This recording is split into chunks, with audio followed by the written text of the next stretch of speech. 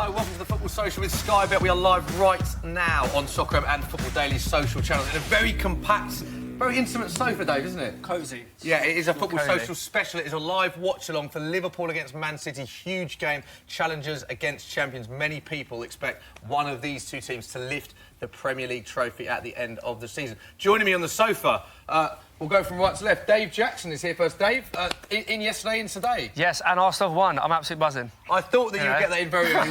We will cover Arsenal. We'll cover all the main talking points from the football weekend, but that isn't the No, one we're here. It's not. Alongside you, a man that scored many goals for Liverpool, England, Aston Villa, another. Emile Heskey. Emile, thank you. Great to have you on. You looking forward to the show? Yeah, I am actually. I'm looking forward to goals today. Looking forward to goals and goals from your former club. I think you would hope. Yes. Okay. Alongside him. Feed him and he will score. It's only Shaun Go to Man City legend. Shaun Go today. Shaun, great to have you on the show. It's great to be on. Earlier, Emile was chewing my ear off on what Liverpool's going to do, but I think differently. So He's got it in early. Yeah. What I love about these two is they've got the same taxi down here from Manchester, so they've already spent 4.5 hours with each other. Yep. Shaun has promised to go crazy when City score. Yes. Emile has promised to go crazy when Liverpool score. That's Yep, right, yep, yeah? yep. OK, and alongside him, Pete Dorman in Social Corner. Pete, you're taking everyone's questions. We'll get to exactly what you're after very soon, but you want questions from the social. Use the hashtag #TheFootballSocial. No such thing as a bad question. Get them into Pete Dorman. Right, the teams are in. Let's have a look at them. Guys, first up, this is Liverpool's side. Alisson, interestingly, Joe Gomez at right-back with Lovren, Van Dijk and Robertson. 4-3-3 that Klopp's been employing so effectively this season sees Wijnaldum, Henderson and Milner, Salah, Firmino and Mane up top. So interesting, Heskey, got to come to you first. No Trent Alexander-Arnold. Are you surprised at that? Yeah, I'm surprised, to be honest with you. The way that he's played, the way that he started the season has been phenomenal. For such a young lad as well, his confidence has just got grown and grown with every single game. So, yeah, I'm a little bit surprised, but having Joe Gomez there to step in is still a good player. Great. Yeah, interestingly, Jurgen Klopp, that is, you agree? Bad move. Bad move. Bad move. Bad move. Listen, Come on. I'm straight in. That's Ding, a ding, bad ding. move because that takes it. He's a great defender, but he offers so much going forward. Liverpool's going to lack that a bit. Going forward in the final third. So I think that, yes, it's to try to cope with Sané, but I think that's a move that could be wrong. Oh, OK. Yeah, that interesting. That is Jurgen Klopp's only change to the side that drew at Chelsea last weekend. Dejan Lovren returning to the starting 11 to make his first Premier League appearance of the season. Big game to make your first Premier League appearance. Let's have a look at the Man City team. Man City, another team that have been on fire this season. Pep Guardiola makes 3 changes. So only 1 change for Jurgen Klopp, but 3 for Pep Guardiola to the City side that beat Brighton 2-0. With Benjamin Mendy returning from a foot injury, John Stones and Riyad Mahrez also start, which means that Nicolas Otamendi and Leroy Sané are on the bench, and Alexander, should I say, Zinchenko drops out completely. Interestingly as well, Raheem Sterling makes his 150th career appearance in a City shirt against his former club. Looking at that team, Shaun? Love it. Love it? Love it. I'm having it all day. You're having it all day long? All Shaun, day. go to it. Mendy's it. Look, Mendy bombing up on that left side, whipping in some serious crosses. Oh, I'm excited. He's pumped. Yeah, You are very pumped for this game. I'm pumped for this. You are very... Bring it on! We've still got 15 minutes before we can bring it on. Bring it on. We're looking at pictures there of the teams warming up. Benjamin Mendy, you singled out there. Who are City's danger men today? Because City have got a bad record against Liverpool. Liverpool do know how to beat this Man City side. Jurgen Klopp, best managerial record. Emile Heskey will probably jump in soon. Jurgen Klopp, best managerial record against Pep Guardiola. Yes. So who are the danger men for City and how do they beat this Liverpool side? Well, how do you beat Liverpool? I think really, I'm glad to see Laporte is playing because I think it's going to be a little bit unusual for City. I think we need to play a little bit of that diagonal ball, i.e. back to front. And I'm not saying a lot. Enough to, when Liverpool do that press, we break that press. Yep. And we're finding players like Sané or Sterling, all of a sudden we've got those one-on-one situations. When I looked at Liverpool play Napoli the other day, that is how I felt Napoli got the better of them. Instead of sort of playing through the thirds, every now and again they hit that long ball and it hurt Liverpool with that press. So I'm hoping, and I know that Pep has seen it, he knows it, and he's got it sorted. Come on! Shaun Goater is live, by the way. Come on, Shaun Goater. Hang on. That is a rallying call. Interestingly, there is a price boost on your screen right now. Don't forget, we've got loads of great incentives through our mates at Sky Bet. Man City to win 3-0 was 28-1. That is 40-1. Don't forget, you must be 18 plus. Full terms and conditions apply. Odds are live and subject to change. For more details, go to skybet.com. 3-0. I know you're confident, Shaun, a bit. Are you that confident? That's bold. That's bold. No. Pipe down. Who was that? Who set that up? Pipe down a bit. 40-1, that's great odds. Emile, got to bring you in here. Shaun is very confident. How confident are you, though? Because we mentioned earlier, Liverpool famously ending Man City's unbeaten run in the Premier League last season. Liverpool famously knocking Man City out of the Champions League last season. We've talked about Klopp's record against Guardiola. There are a lot of reasons for Liverpool to also be fairly positive going into this game. Very positive. If I'm right, it's 15 years since they won at Anfield. I ain't worrying about all that. It's about today. Shaun was very quiet with that. And I think with the way Liverpool play the pressing game, the high pressing game and putting people on the back foot, I don't think it feeds well into the way that City play. And like I said, I'm hoping for goals today, and I'm hoping for a 3-2 win. 3-2 win. Right, we'll get everyone's score prediction shortly. Pete, we've got to bring you in. Social Corner. Obviously, a big part of this show. It is a watch-along for Liverpool Man City, but we'll be covering all the big football stories and updating you on everything as well as news breaks to us. You want the guys at home watching to get involved in this show. How can they get involved? In many ways, Smithy, thanks for asking. We want you guys at home to get as involved as possible, and you can do that by tweeting us your questions with the hashtag #TheFootballSocial @FootballDaily or @SoccerAM, or even just drop them in the comments below, and I will form my way through them, pick out the best, and form my way to the lovely candidates on the sofa. Yeah, interestingly, Mane scored on both occasions when these sides met at Anfield last season and has 4 league goals this campaign, while Aguero has scored in his last 3 games. So Sadio Mane and Sergio Aguero both to score. That is another price boost. Was 6-1. That is now 8-1. So Sadio Mane and Sergio Aguero. Let's talk danger men. Emile, who's your stand-up for Liverpool in this game? I've gone for Mane again. I think Salah is not on his best form.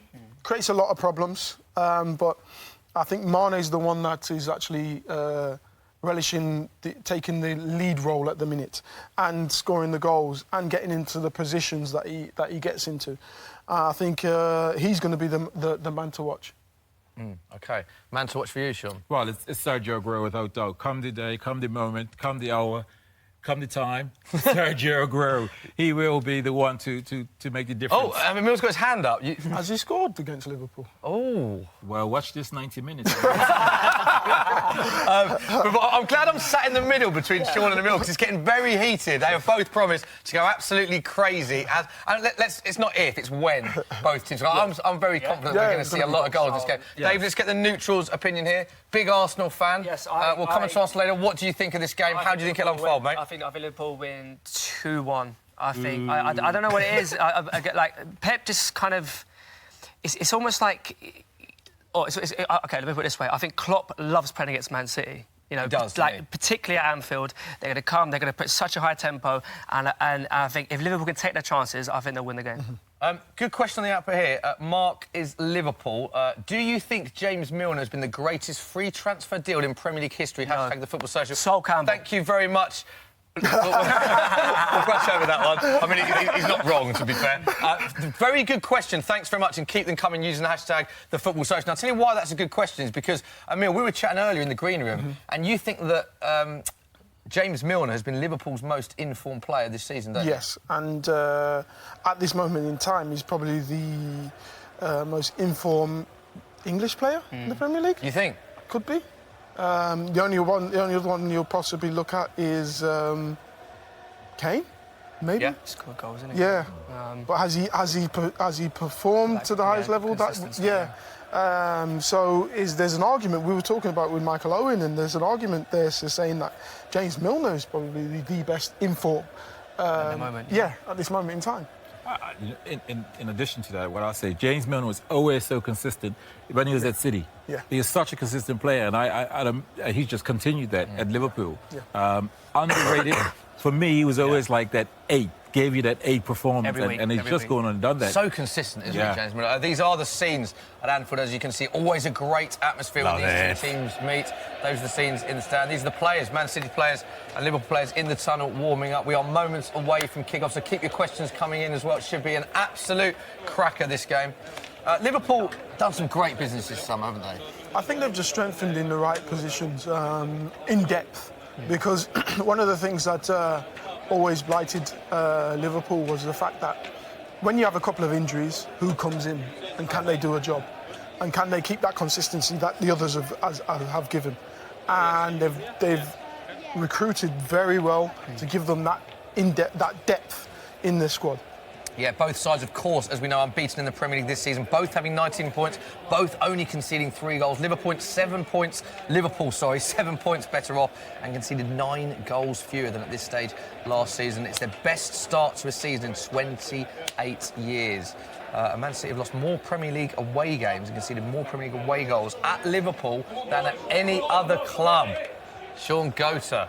Oh, that makes no difference. It's about winning. Not worried about that. I'm not worried about that. These records will be broken. The fact that we haven't beat Liverpool for whatever, we're not bothered about that. We're bothered about today. Pep is one of those managers that he knows that he's got the battle of, say, Jose Mourinho and his battles with him. He knows that Klopp is a quality manager and that Klopp is very close to him. And he wants to dominate Klopp in the same way.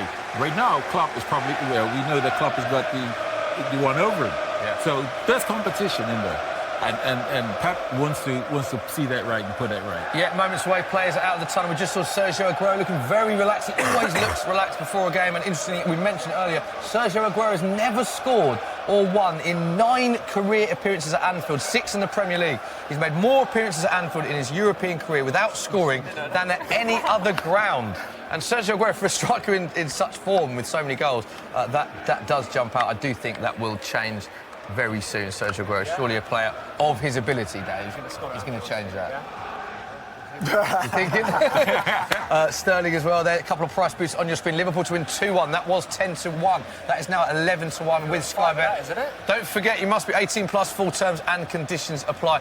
Emile, we've seen these scenes at Anfield. I want to ask you, former Liverpool player, we know that the atmosphere at Anfield during the game is like, but what are these moments like as a former player before kick-off? Because Anfield, to me, as an outsider, seems to be one of those grounds that before the game is just electric. It's amazing. It is amazing. You know, Don't have a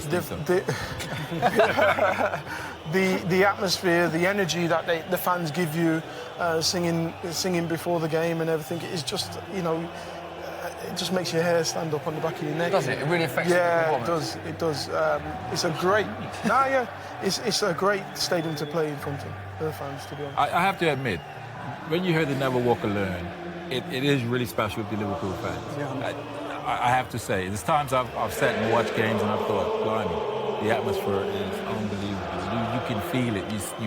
And well done to Liverpool fans. They really make an atmosphere when they're up for it. You see the European nights. I'm sure today it's going to be that sort of atmosphere. Well, you mentioned the atmosphere. Let's have a listen. This is the atmosphere now. You can hear You'll Never Walk Alone bellowing out at Anfield. Can I boom?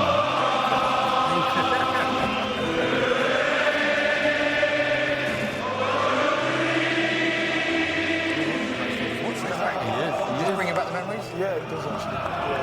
Yeah. You mentioned the nights in Europe and it's difficult to actually understand why it's so different and why it's so much more passionate when it comes to the European nights.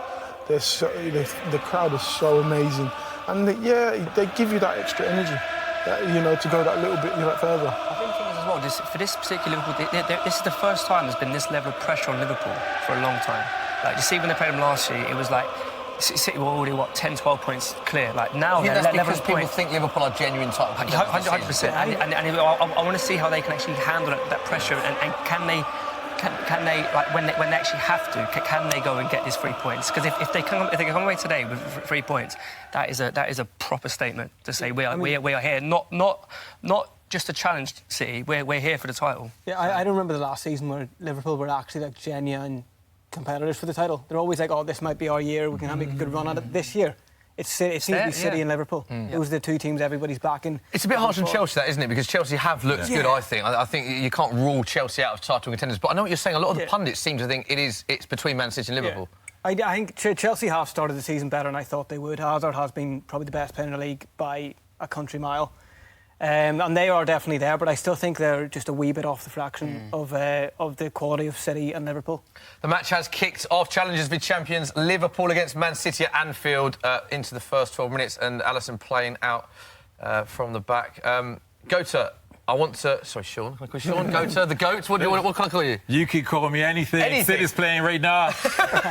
You're so gross now. I want to ask both of you this as former strikers. Mo Salah, where do you stand on...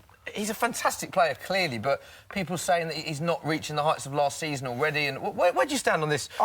Certain criticism from some periods about Mo Salah. I think Jamie Carragher mentioned something about him actually only being one goal behind where he was. He did, correct, yeah. And that's interesting because I never saw that. But I just think that the intensity that he finished the season at within the league. Yeah.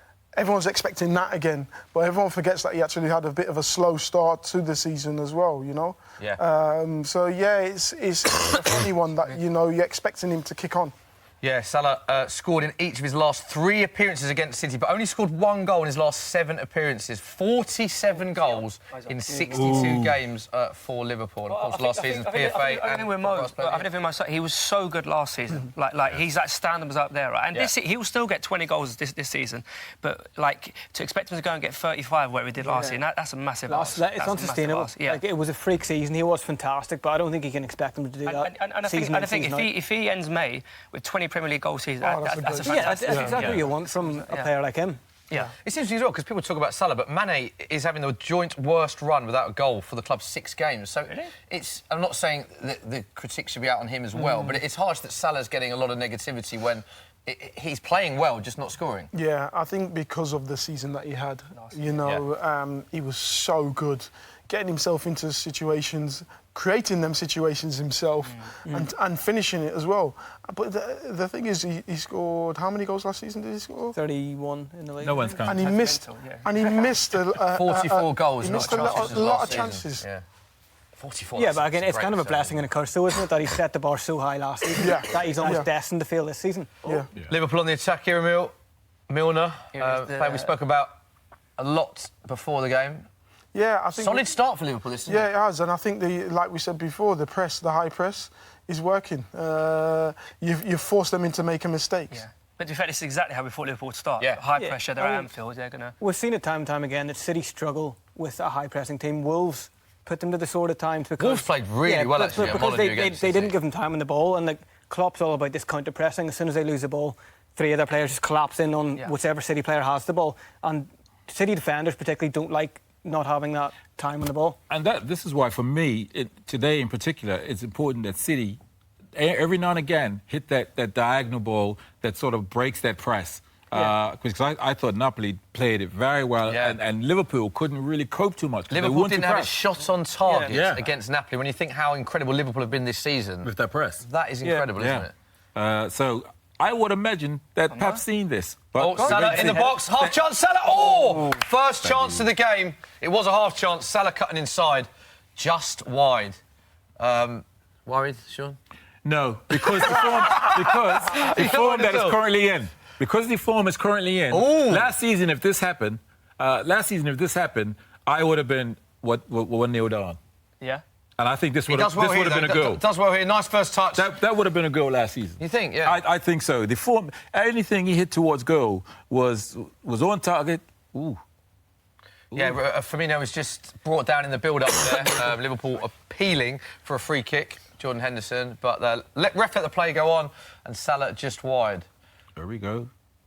Well done, son. Liverpool, completely different side than midweek. It is, in terms of how they've approached this game.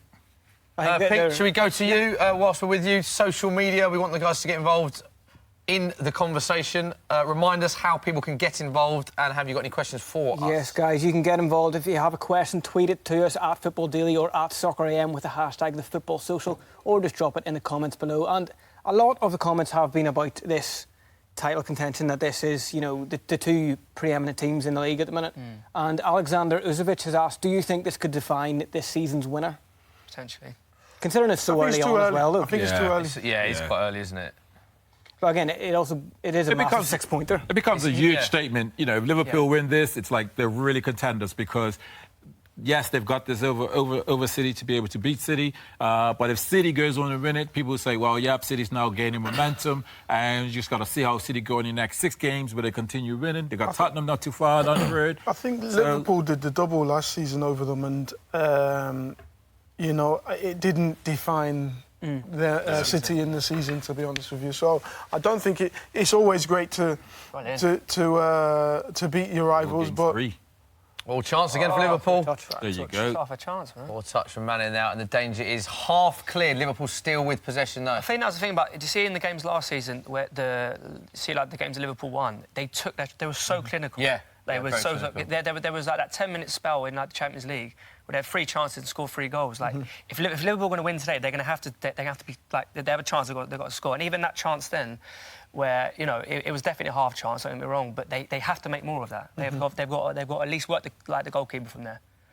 People come to you, social corner. We've got a good question on screen, which you can see now. We've got a question for Shaun here from Jesse Mancini, and he has asked, do you think you would get into this team, this City team? Any goal scorer, regular goal scorer, will get in this team. So Sergio will go wide. No, listen, this team is phenomenal. Sergio Aguero has actually scored 200 and something odd goals, so he's actually doubled the number of goals I scored. Now, I was at the club 5 years, scored 103 goals. Sergio is on 200, so he's just made mincemeat out of what I've done. So he's just phenomenal, but he'll go wide. But you had a better chant, though, didn't you? That's it. Do you want to give us a little rendition of what people used to chant? Feed the goat and he will score. Feed the goat and he will score. Brilliant. Not a bad team, not a bad team. Good question, though, Jesse Mancini. Keep the questions coming. That is our question of the day so far. Pete, any more from Social Corner? Yes, Football World has asked, are you surprised at how well Gini Van Eijden has been playing this season? Emile, should we ask you this? Because we were talking, again, in the green room beforehand, saying that Liverpool have got a lot of similar players in that midfield 3 that Klopp likes to play. And it's very hard to pick the best 3 when everyone's fit. So, question about Wijnaldum there. How do you think he's... It hasn't surprised me. I watched him at Newcastle and thought, he's a reasonable player. He suits the way that Liverpool want him to play. Where is it sometimes holding and then sometimes just behind Firmino a little bit.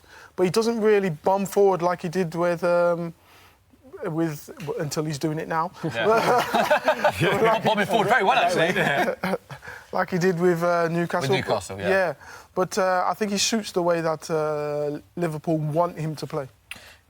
Just piggyback. I'm not a Liverpool fan, but I think he really suits Liverpool's style. He's energetic. He's quality on the ball. His ratio is probably 85 to 95% in terms of ball retention. I think he just suits the way Liverpool play and club style, and he offers that high level of energy. So I'd like to see him have a very poor game. Liverpool in again behind. Well done, Thursday! So we have played just over 8.5 minutes. I'd love to see the possession stats because Liverpool starting this game very well. Robertson just getting in behind there. And I think it's gone out for another corner for Liverpool. They've certainly started the brighter, adopting that pressing that Klopp likes to do. And James Milner is over in the corner. Fans on their feet. Second best free transfer in English football. Second best free transfer, according to Dave Jackson, who's had a fantastic season. And it's another chance for Liverpool. And Shaun Goethe, who started so confidently at the start of this stream. Yes, look at his zone. It looks brilliant. City's got this. I think it's fine. Look, there you go, Addison. Look at this. Watch this delivery, by the way. Steady, Danny says. No, he's for me, he's a quality keeper. The modern-day keeper, good with his feet. Crosses like that, if they're too close, he comes and collects nice and clean. Talking about keepers, 2 top keepers on display here, Ederson, Alisson. Who's better? does the sofa think? Yeah. That's a good question. Start with Dave. Should we go I feel around? that Edison now looks like an absolute bargain because when Yeah. they signed him for 35 million, people were like, well, you know, that was like mental money. Yeah. But then obviously like kind of like Neymar happened, and then the whole market just went. And then everything's a bargain after that. And now that looks like an absolute snip. Who would I prefer in goal? I would say Alisson. OK. Emile. Alisson. I'm going to say Alisson as well. I think he one of the best keepers in the world for me. Whoa, Shaun? Well, see, if I'm Liverpool, I want Alisson. If I'm City, I want Alisson because Alisson, you need to be able to play with your feet. And I don't see Liverpool don't play with the ball as much as City does. So therefore, I can't say that he's great at doing it or that he's poor. He does very well for Liverpool. So that's a good answer, isn't it? And moving on. So what you're saying is both managers have made the right decision? Made the right decision for Congratulations, yeah. Pete? I personally think Ederson's better. Do you? Yeah. For what reason? His reflexes. That's what I'm talking about! But particularly his distribution. His distribution of the ball at his feet. He's that kind of sweeper keeper that you've seen Neuer play. He gives that extra dimension to their defence. He's, more reliable getting the ball out when they're pressed as well. So it's a good question. Yeah. They're both very, very top keepers. Maybe we put a poll out. I'm just putting the poll out. We're just putting a poll. He's one ahead of me. Pete Dorman loves a poll. Who is the better keeper? Get involved in our Twitter poll. Edison or Alisson. Let us know what you think, and we will update that as it goes along. Comment section, Facebook. Comment sections, YouTube. Football Daily, Soccer AM. Let us know. Get involved in the poll and get your questions in. Hashtag the Football Social. Liverpool. You must be very pleased with the start for Liverpool, Emile. No, it's been good. But this is what I expected from Another Liverpool. corner. Look at his zonals. Look, it's good. It's Take it. Chance. On it. Got it. Oh! Man City adopting the zonal marking. It was another corner, and it was an easy catch for Edison. Yeah, pleased with Liverpool's start. Yeah, but it's interesting they don't have anyone on the line, on the post. Yeah, Man City, no one on either post. No, it's interesting that because if you get a little knockdown, Mane's offside there, and a lot of teams are starting to apply that now. I would say that if you see a player on the post, it will be a British manager.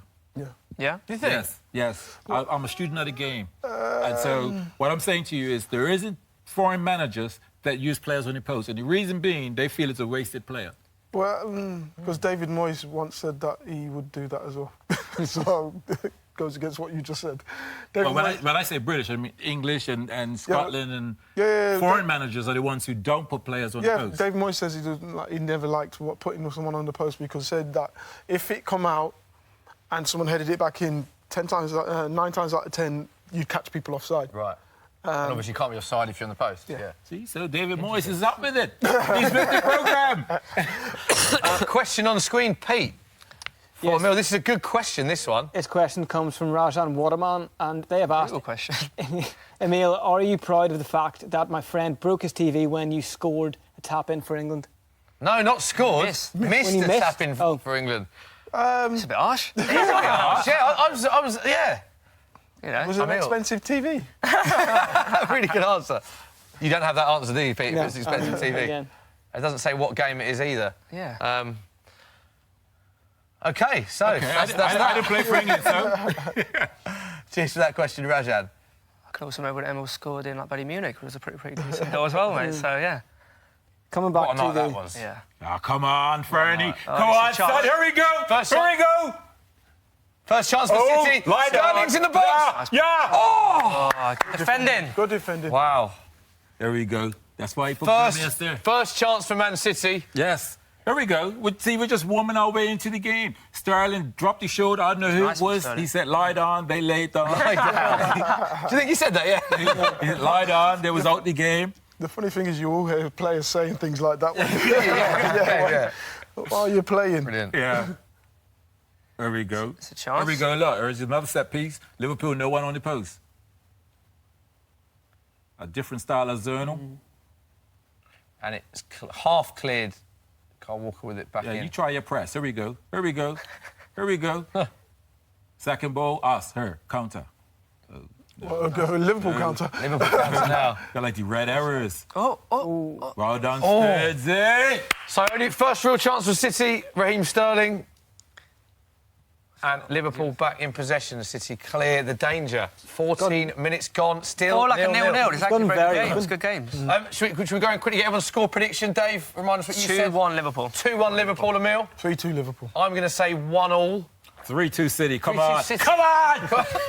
I think 2-1 Liverpool. 2-1 Liverpool. Guys, let us know what you think as well in the comment section. Get your score predictions in and who you think will be man of the match as well. It's a strange tackle, that one. Not happy with that, Shaun? No, it's a little bit of a launch. Does he get the ball? Ooh. It was a bit. He tries to come around his side. It was In never gonna fairness get to there. him, he tries to come around his side, but he doesn't get the ball. So I wouldn't say a yellow card or anything. So I'll accept it. OK, he's accepted it. Good question on screen. Andre Macan says, who will be more missed, De Bruyne or Naby Keita? Obviously, De Bruyne. Yeah. Not playing today, back in action. Yeah, De Bruyne. But is that? Are we all agreed that that's De Bruyne? Yeah, De Bruyne.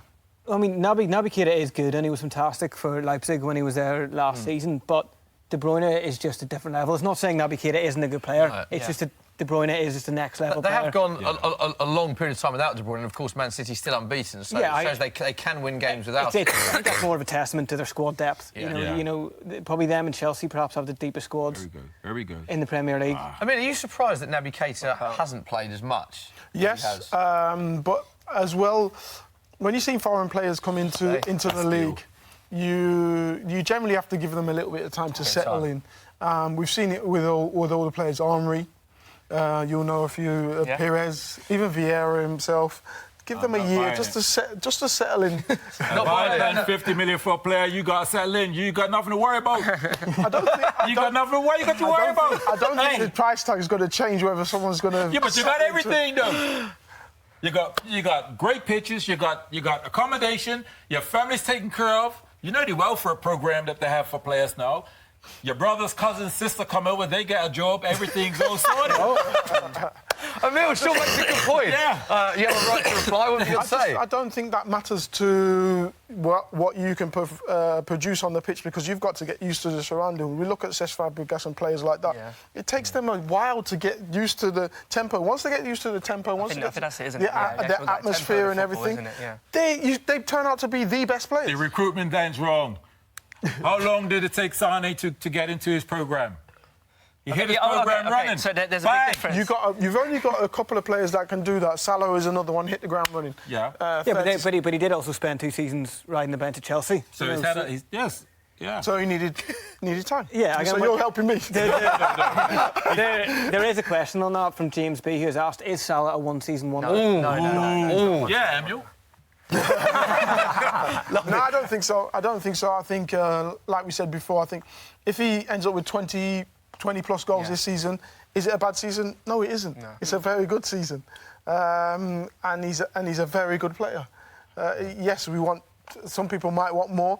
When you hit 30 goals plus a season, everyone thinks that you've got to hit 30 goals. It's like when Leicester won the league. They wanted everyone to. The fans were saying that they should get top 6. It's like, huh?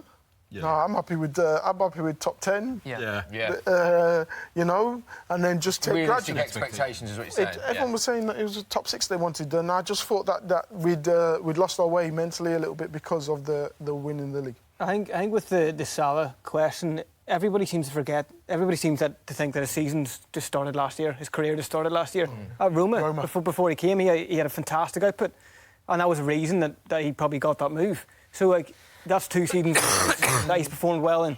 He might not be hitting those same heights at the minute, but again, he's got to get 20 goals. Yeah, 19 goals he scored for Roma the season before last. He'll definitely score today. Definitely score today.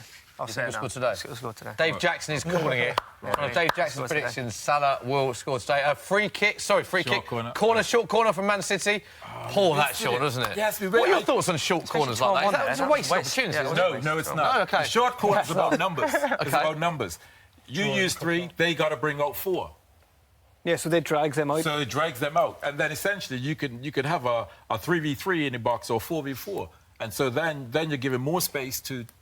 A foul could be an obvious foul. You know, you hold him lead to mark me. And but that short corner there was rubbish. Yeah, exactly my point. Yeah, wasn't the best short corner that we've seen. And the worst thing is when you're a central defender coming up for a corner, and then they do that. He's wasted it. It's frustrating as well for for the players that have made that effort, and then That is the output.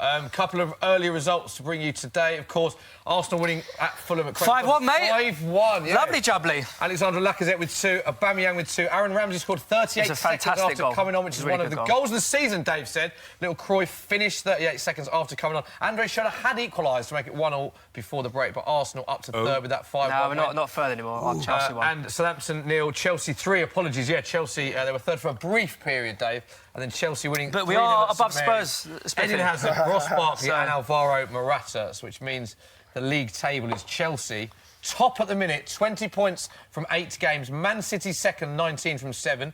Liverpool third, 19 from 7. Arsenal fourth, 18 from 8. Spurs also, I'm going to say fourth equal because it's 18 from 8. No, it's not fourth it, equal. You know, we're sort of both there or thereabouts. But Chelsea top. What's at it done? Penalty! Big Penalty! shout for Man City. You're kidding me. Is that a penalty for you? It's a Sean? penalty. On first seeing it, I think it's a penalty. Right, we can have a look at a replay now. Sean, talk us through this. Wow, Sergio's got the ball. There's a challenge. No, it stopped. Dejan Lovren, back in the...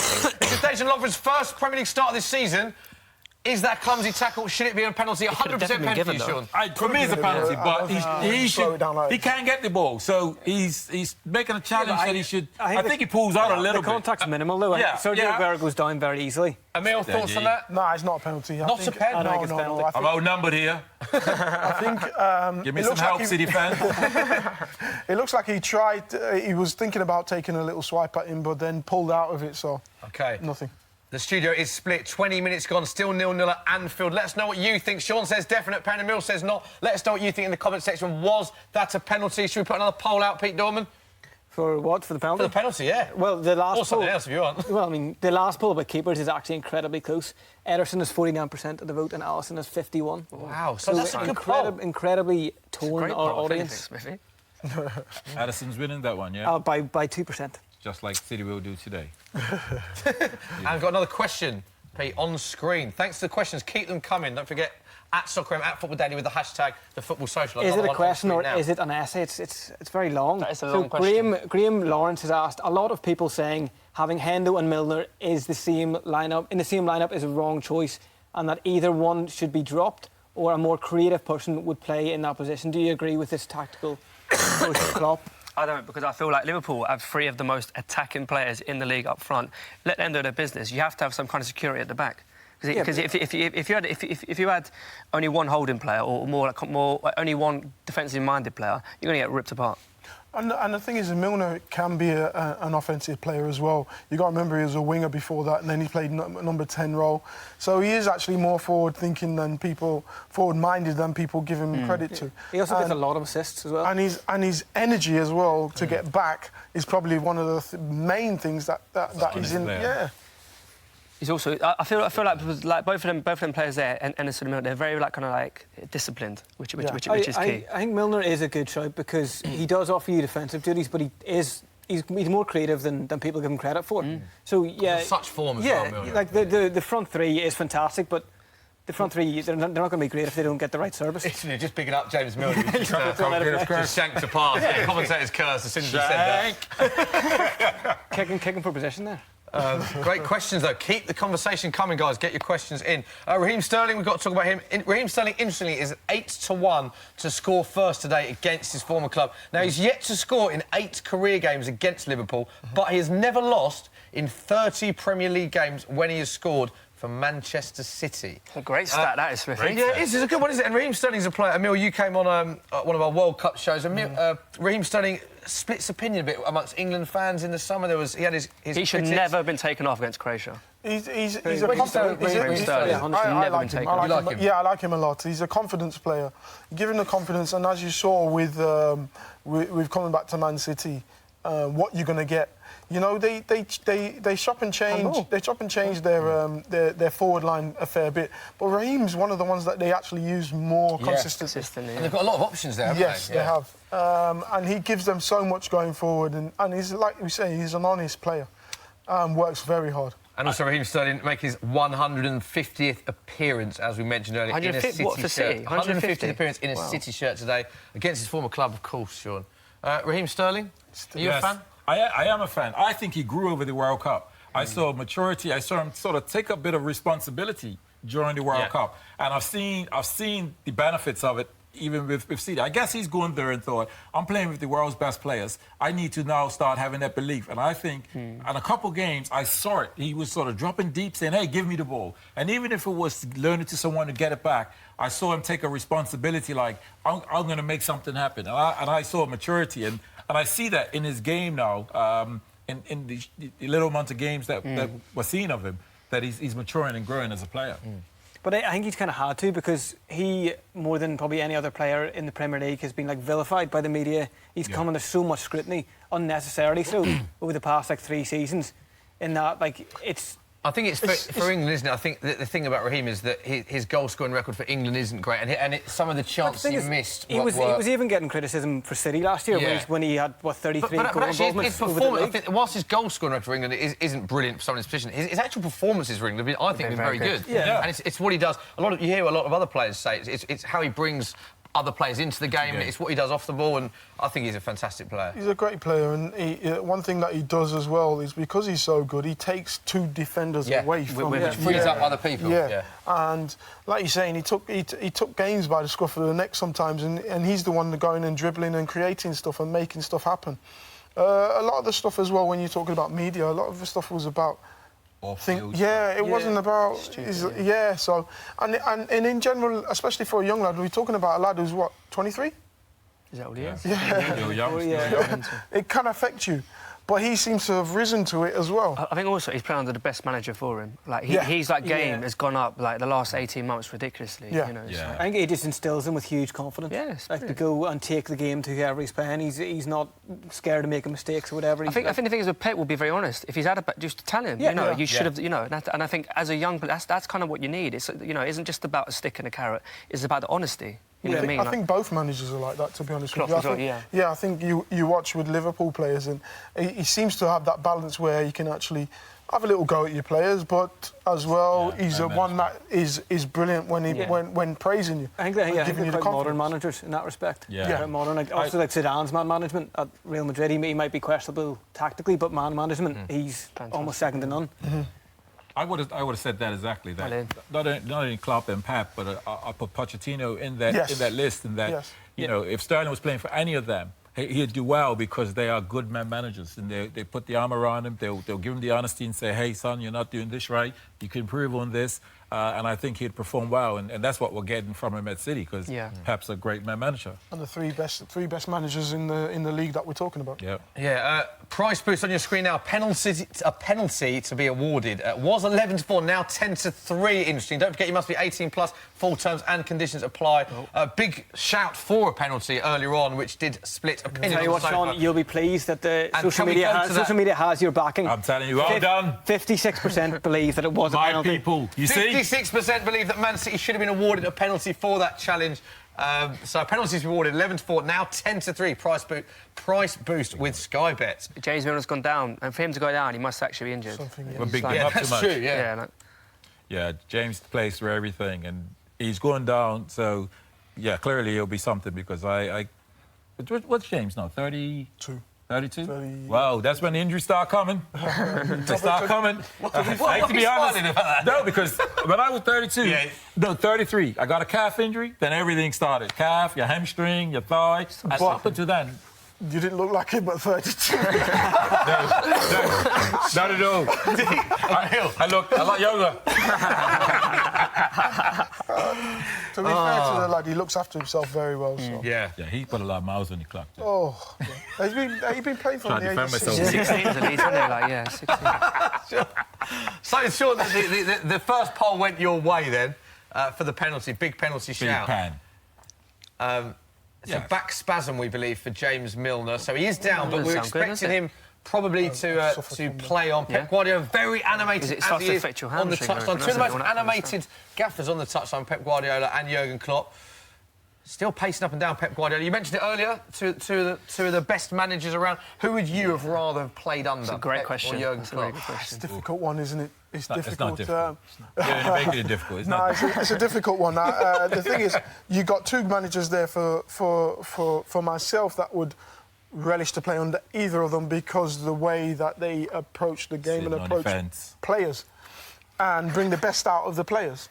So for me, either. I actually got to play. I got to play in, under Jurgen when James Milner and Stan Petrov did their the game itself. charity game. So what was it like? It didn't do much. It was just. So he's rubbish. I'll tell you that as well.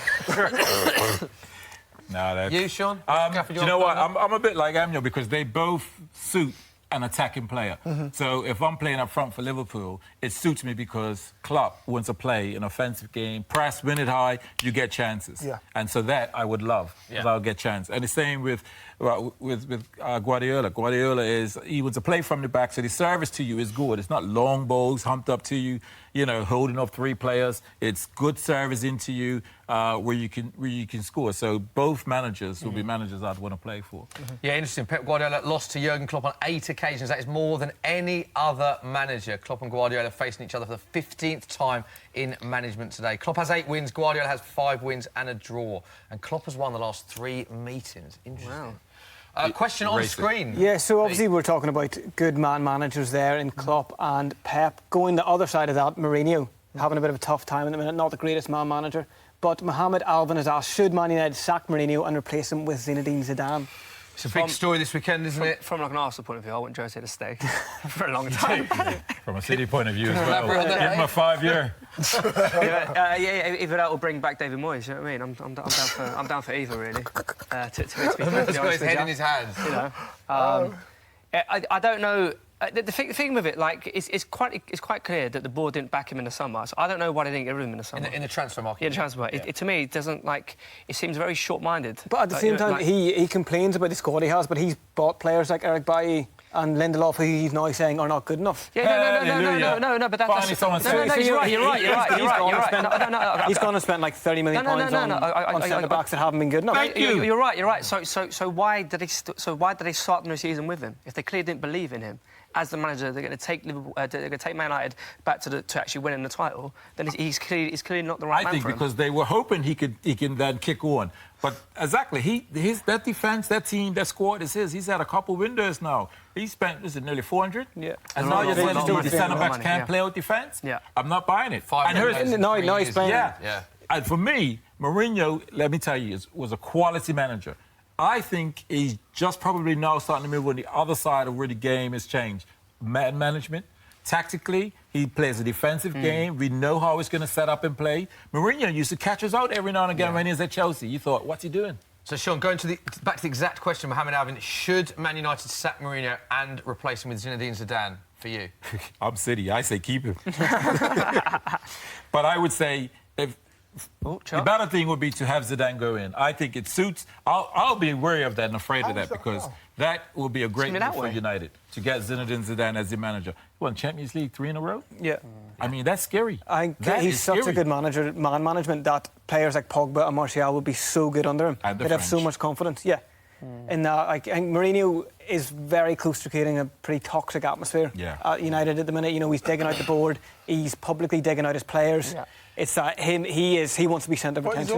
He's always done that though. But the thing is, and we've seen it in 4 other clubs: Inter, Chelsea, 3 other clubs, and Real Madrid, where he has lost the dressing room.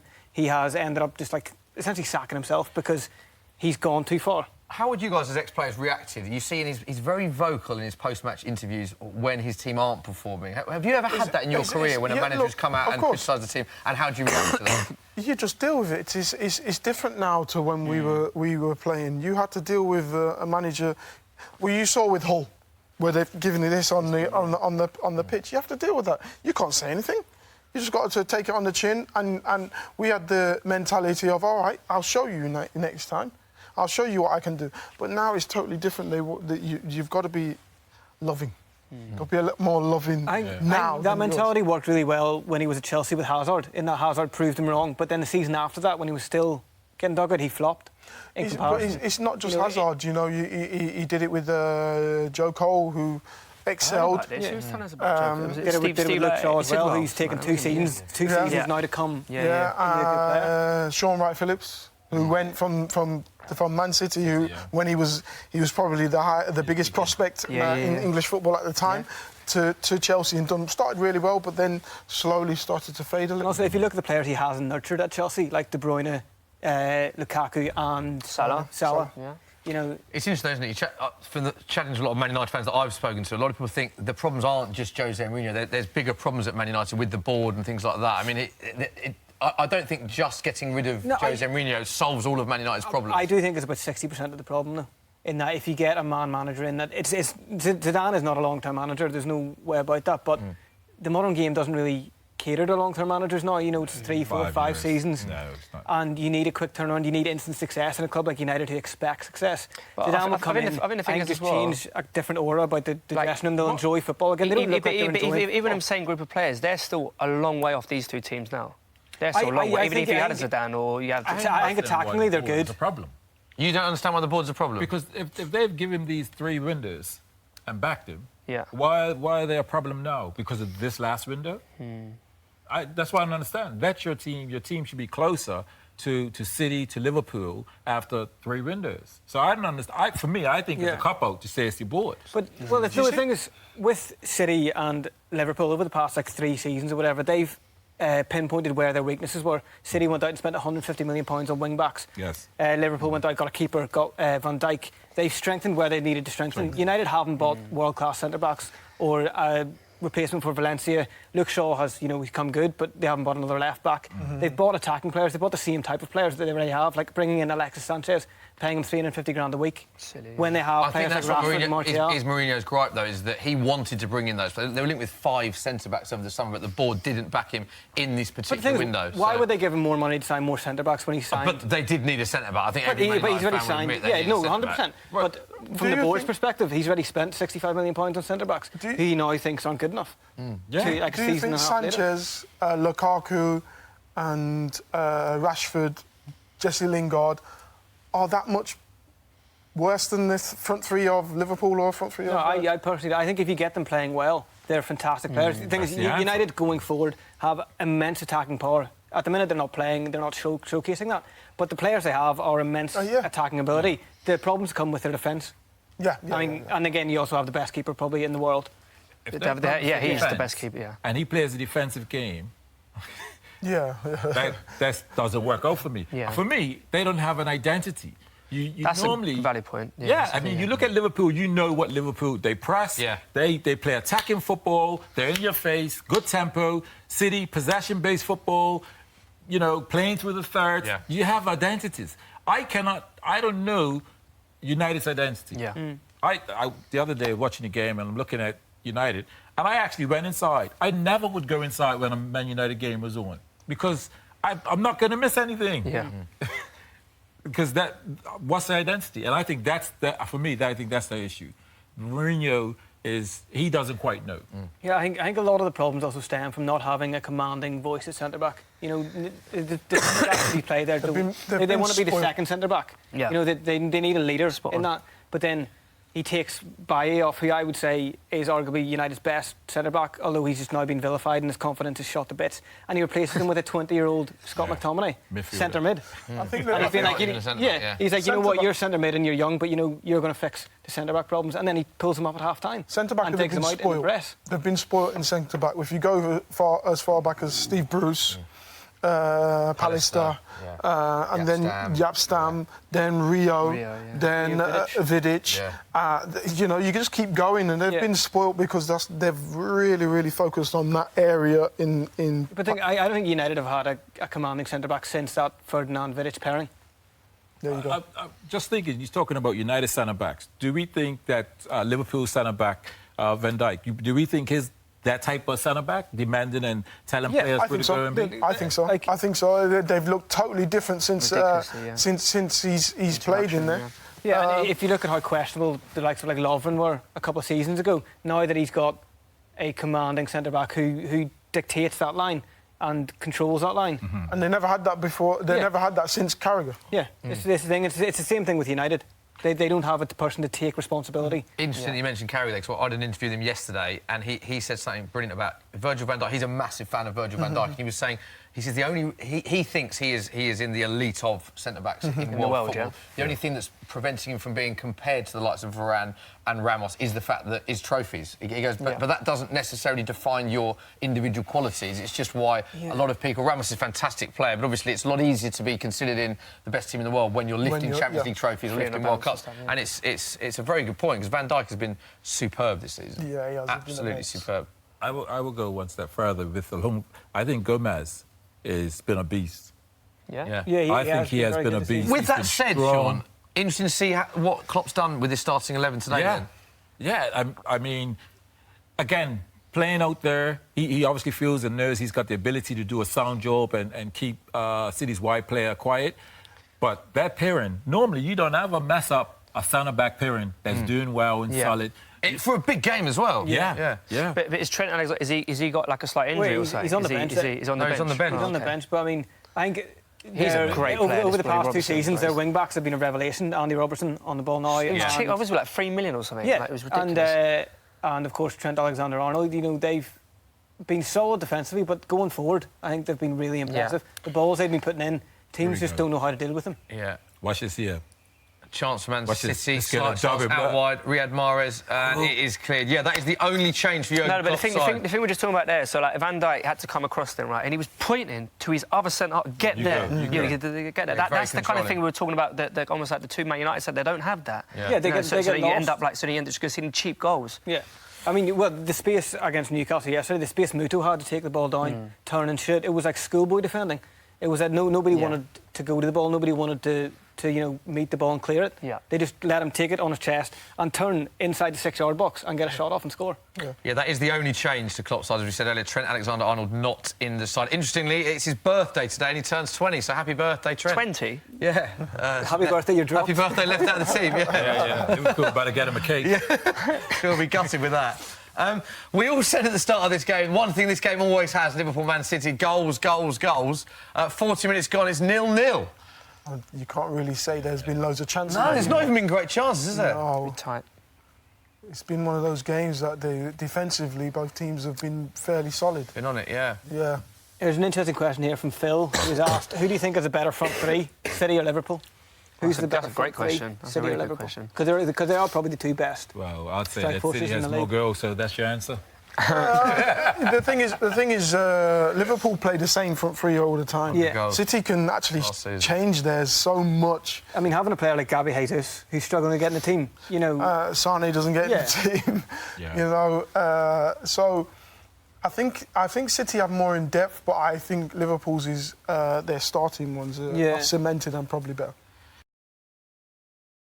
Has Liverpool's attack been weakened since they haven't scored the goals as they have been all season? The grammar is a little bit questionable there, but I think we know where he's going from. We got the message. Thoughts on that question, Emile?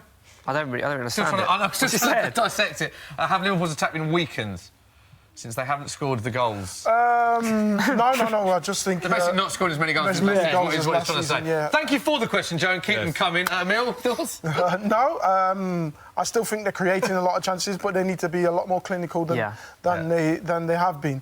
Like there was last season, I think you mentioned it. They'd get chances, take it, bang, it's a goal, and hitting the target. A lot of them are not hitting the target either, even hitting the target. Yeah, Liverpool's got it. At the same time, you know, can they produce the same as how they did last season? It's like City. Can they? Yeah. Unlikely. Do you think, but they'll still both do well and both be the ones challenging for the title. do you think it's perhaps a couple of teams have woken up to the way they play? They're playing with inside forwards. Like Salah is wide, but he's essentially an inside forward. You know, he's expected to get 25 goals. He's not a winger. That's right. So they've kind of woken up to his Klopp style of play.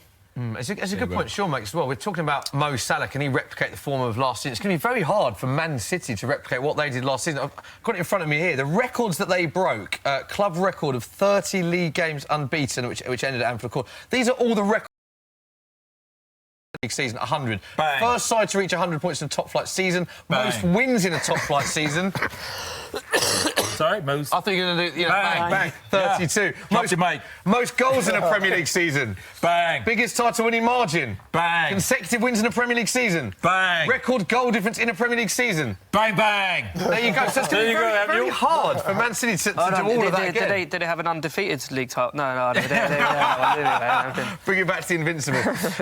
Invincibles or Man City last season? Definitely. I would say Invincibles, isn't it? You know what I mean? But I think the thing is, interesting game though. That would have been a good, great game. Yeah, that would have been a good game. That would have been a good game. Because defensively, Arsenal at that time, I think the thing is, amazing. I think with Arsenal as well. Like we wouldn't set up to beat them. We'd just play. Yeah. Whereas Pep would go, okay, I would stop Thierry that way. I would stop. You know. So it'd be a really good game. Speaking of interesting games as well, this brings us nicely to this question that is on the screen now. Pac-Man says, who would win in a match from Liverpool's 2005 Champions League squad? That's a very good question. Liverpool's team That's now. Very good question. Emile, as an ex-Liverpool player, what do you think for that one? That's a very tough question to answer, isn't it? Yeah, Really? it's a tough one, isn't it?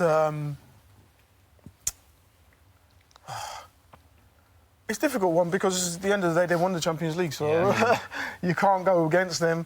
But this front three and the way they're playing now, the free-flowing football, is hard to say that they won't. I'm going to have to sit on the fence, to be honest with you.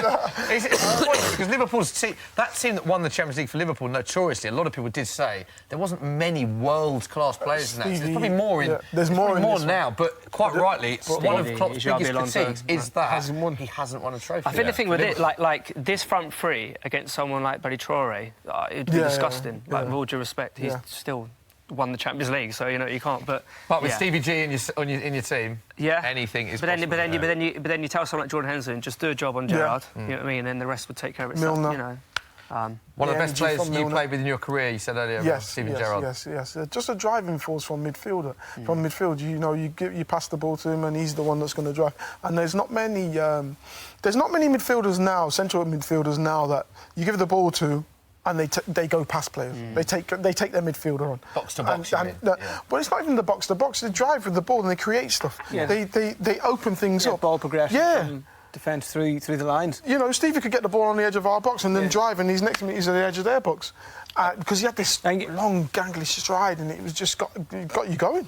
Eden Hazard, particularly when he plays in that central role, is fantastic. Yeah, he's fantastic at finding space where there's no space and drawing fouls and progressing the ball forward.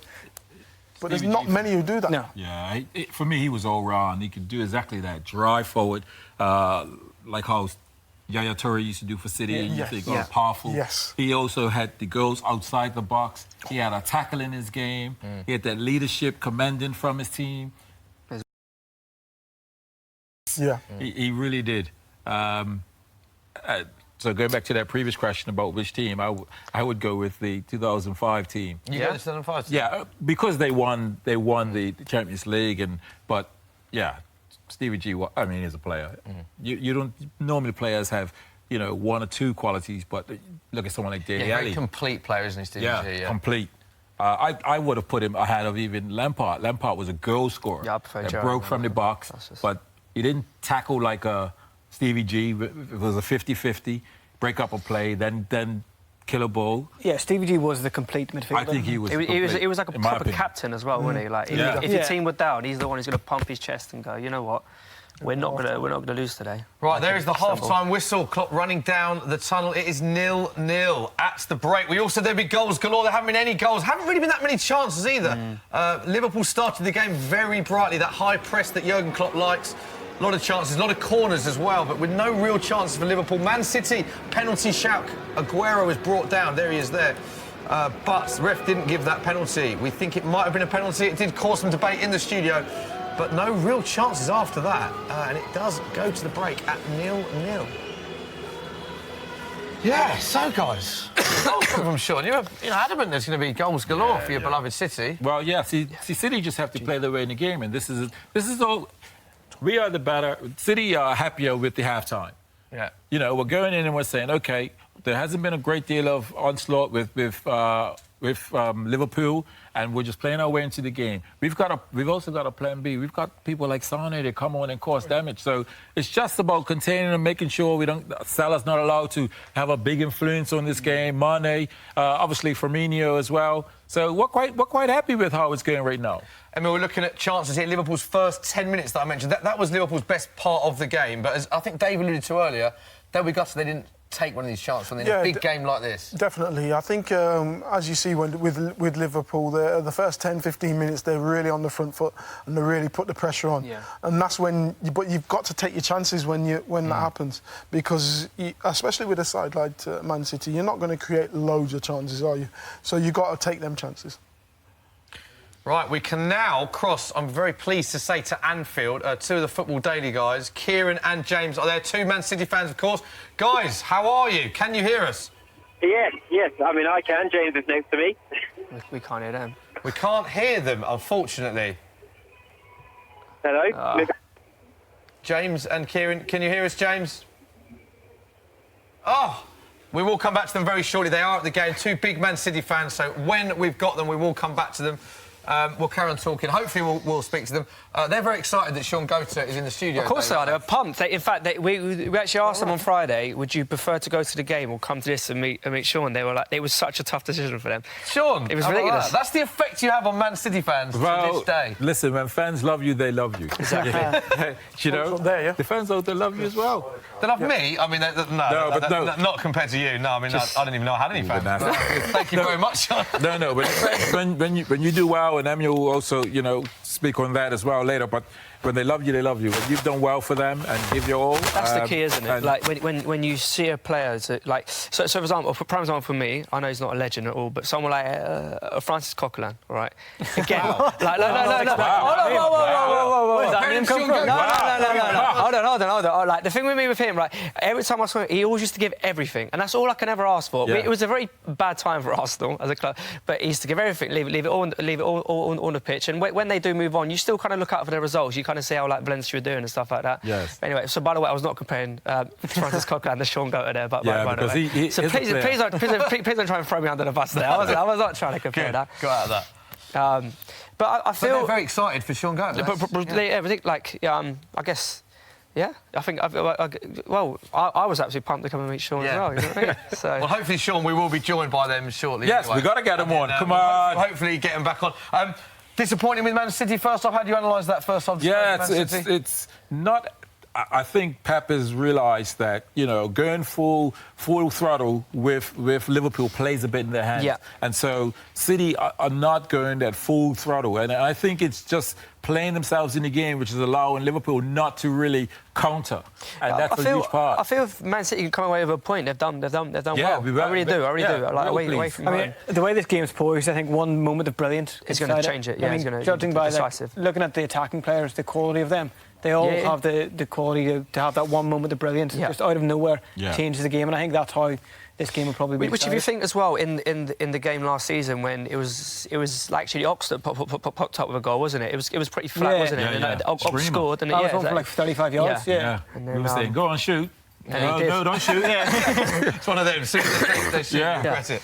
Any more questions from social? Thank you ever so much for getting involved in the chat. Keep getting involved in the conversation. Nick Evans on YouTube has said score will be 0-0. Well, let's hope not, Nick. Thank you, Nick. There was a question on screen a while ago that said, with Salah underperforming in front of goal this season, who will be the top scorer in the league? Premier League Golden Boot. So we got Eden Hazard's got what, 7 Eden's now? got 7 and 6. 7. Kane got. Yes, Sergio's got 5, I think. 5 or 6. Hazard is 7. Kane's got one. Lacazette must have a few now. He must have at least, because he scored 2 again today. Yeah. Thing is, Hazard's not scored 20-something goals. It's going to be difficult to consistently. But what I like what his manager's done is actually put that target on him. He said he could score 40 goals. So to go out and do it. So he's put it out there because players normally, and Emile could probably speak. Well, did he have a target when he was playing? I did, but you never went out and said, "I want to score 20 goals or 25 goals." You just said, "No, I just take each game as it comes." And I like the fact his management, Hazard's part of that conversation with Messi, Ronaldo. These guys score 40 goals a season. I think the difference this season as well is that because he's brought in players like Kovacic and Jorginho, Hazard's been pushed out of that midfield 3 into that attacking 3, and on team lineups, you know, he's playing as a right winger, but he essentially just has that freedom to roam. A lot of freedom, doesn't he? And like, he doesn't necessarily have to think about his defensive work as he would do if he was playing as a centre mid. No. So I think that has paid dividends massively in showing like his attacking output, his mental, his ability to take the ball in the final third and do something with it. Like that goal he scored in the League Cup out of nothing. He came on with 60 minutes left, with 30 minutes left, got an assist and then scored the winner. And I think with the likes of having Giroud and players like that around him, who understand how he wants to play, he's very much a give and go player. He just wants to lend the ball to people to get it back to create space for himself to either have a shot or do something with it, you know. And having players like that around him that understand the way that he plays is great for him. Absolutely wonderful. I think Giroud as a player doesn't get enough credit because, especially in the World Cup, he didn't. I don't even get a shot on target in the World Cup, but his build-up play, his hold-up play is fantastic, and he brings so many other players. It's like a thankless task in that he holds the ball up and players feed off him, and they're the ones that get the goals. They get the headlines. And Giroud's, he's only scored however many goals this season, but he's actually involved so much more. And his stats would... Heskey, innit? Owen used to love playing with you, innit? He's like, I'll get the 30. Well, you get 12 to 15. Thank you, Emile. I just got knocked upside my head for you just now. Get happy. Football's a team sport, obviously, and you've got to know your role. And not everyone can be a Messi, not everyone can be a Ronaldo. Just know your role in that system that they want you to play. If you're someone who's creating, you be that creator. If you're someone who needs to hold the ball up, hold the ball up. I used to get battered by Martin O'Neill if I didn't hold the ball up. And that's what you need because you need to know what the manager wants you to do. And if Giroud gets picked all the time. 100%. He's not getting picked because he's not scoring goals. He's getting picked because he's doing something right. He's doing what the manager wants him to do. Eden Hazard as well in his post-match recently about how much he loves playing with Giroud because he does all the ugly stuff and the way that they play. And also, interestingly, I thought in the World Cup was that people forget France didn't start with Giroud in their first game and they didn't win their first game and they played with a 3 and it didn't quite work. It ruined the second game and he started every other game and look at how it freed up Mbappe and other players and what happened here to win the World Cup. Because they know, the ball's going up to Giroud. They know they can just play off him. They're either knockdowns or he's going to hold it up, lay me in. They know that they can just make runs. When it's keep coming back, they're not going to make the runs. They're just going to stay out wide. They're going to cover themselves. Particularly in that French side, he offered a completely different dynamic as a player. In that Mbappe, Dembele, they're kind of similar players. And they didn't have a formation or a system when they played as those three Romans. Giroud was that target man, and the other players and they just fed off him. Interesting price boost on your screen now. Henderson to be carded 2-1 is now 5-2 with Sky Bet. Don't forget, you must be 18 plus. Full terms and conditions apply. We're just looking back. It is half-time, of course, if you've just joined us on Football Daily or Soccer M social channels. 0-0 still at the break. And we're just having this conversation. There's not been great chances. So, Emile, does Jurgen Klopp change it? Will he be happy with this? What are your thoughts on what he'll be saying at half-time now? I don't think he'll change it. One thing they need to be careful of is generally when it comes to Liverpool, the beginning of the second half they're not really at it like they were at the beginning of the first. They feel I don't know if they invite pressure on, but it seems the pressure seems to mount on them, and so you don't want to invite pressure against a Man City side, someone who can tear you to bits like they do. Shaun, I would like Guardiola's perspective as the away team. Would he be happy with the point? Do you think, Pep Guardiola? Or I know it's not in his mentality to go out and play for a draw. Yeah, because you can't ignore the history. The history is that City hasn't won there for some years. I think it may have been a time when I was around 2002. And you scored. That long ago, yeah. It was that long time ago. Black and white TV.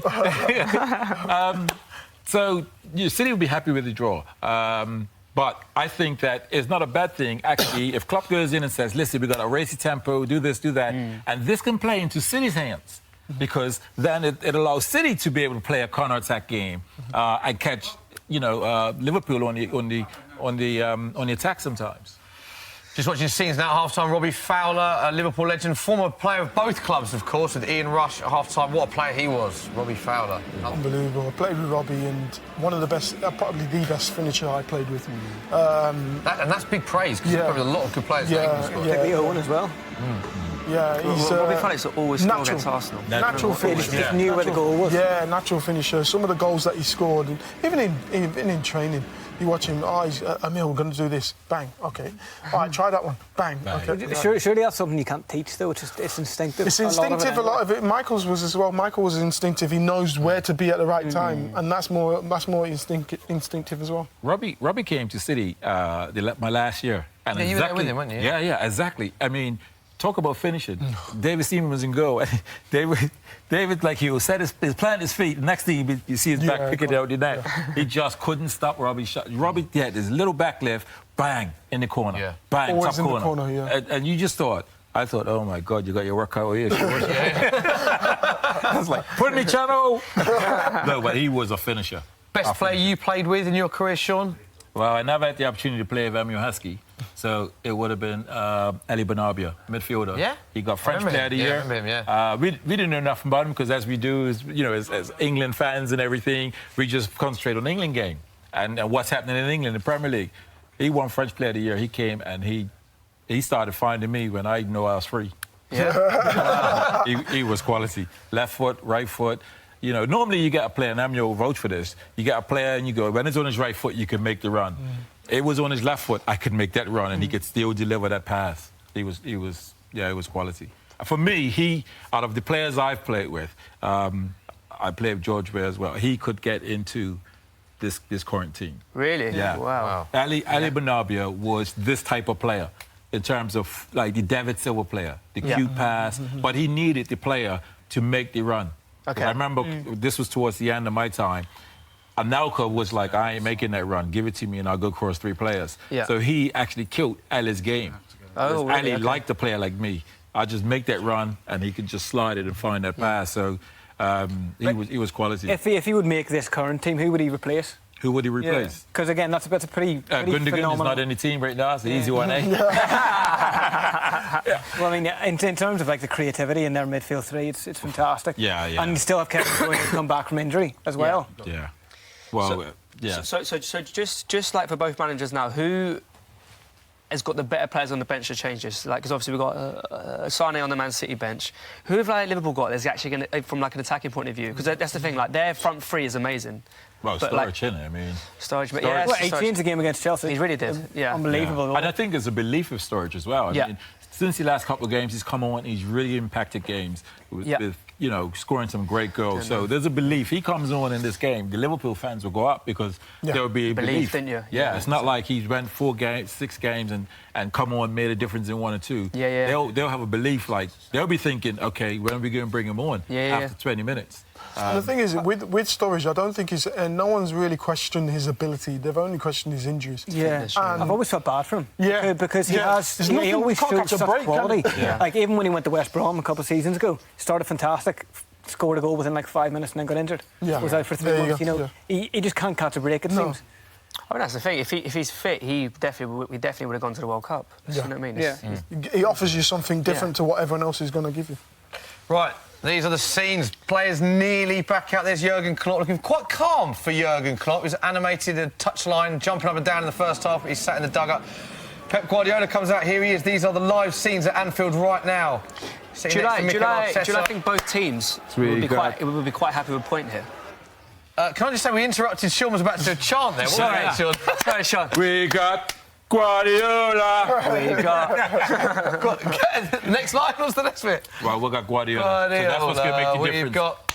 Guardiola. We've got... Guardiola. There's no one got Guardiola. I have a feeling that might be clipped up, that bit. We might be doing an edit of all Sean Goater's greatest chants and putting that on our Twitter feed. The match is about to be restarted for the second half. Liverpool get us underway as they attack from left to right. 0-0. Surely, Emile Heskey, there are goals in this half. We hope for goals. You know, being on the front foot for Liverpool, creating the chances, because they never really created... I think Salah's chance was one of the most clear-cut ones, but they need to create more chances and be positive. Well, yeah.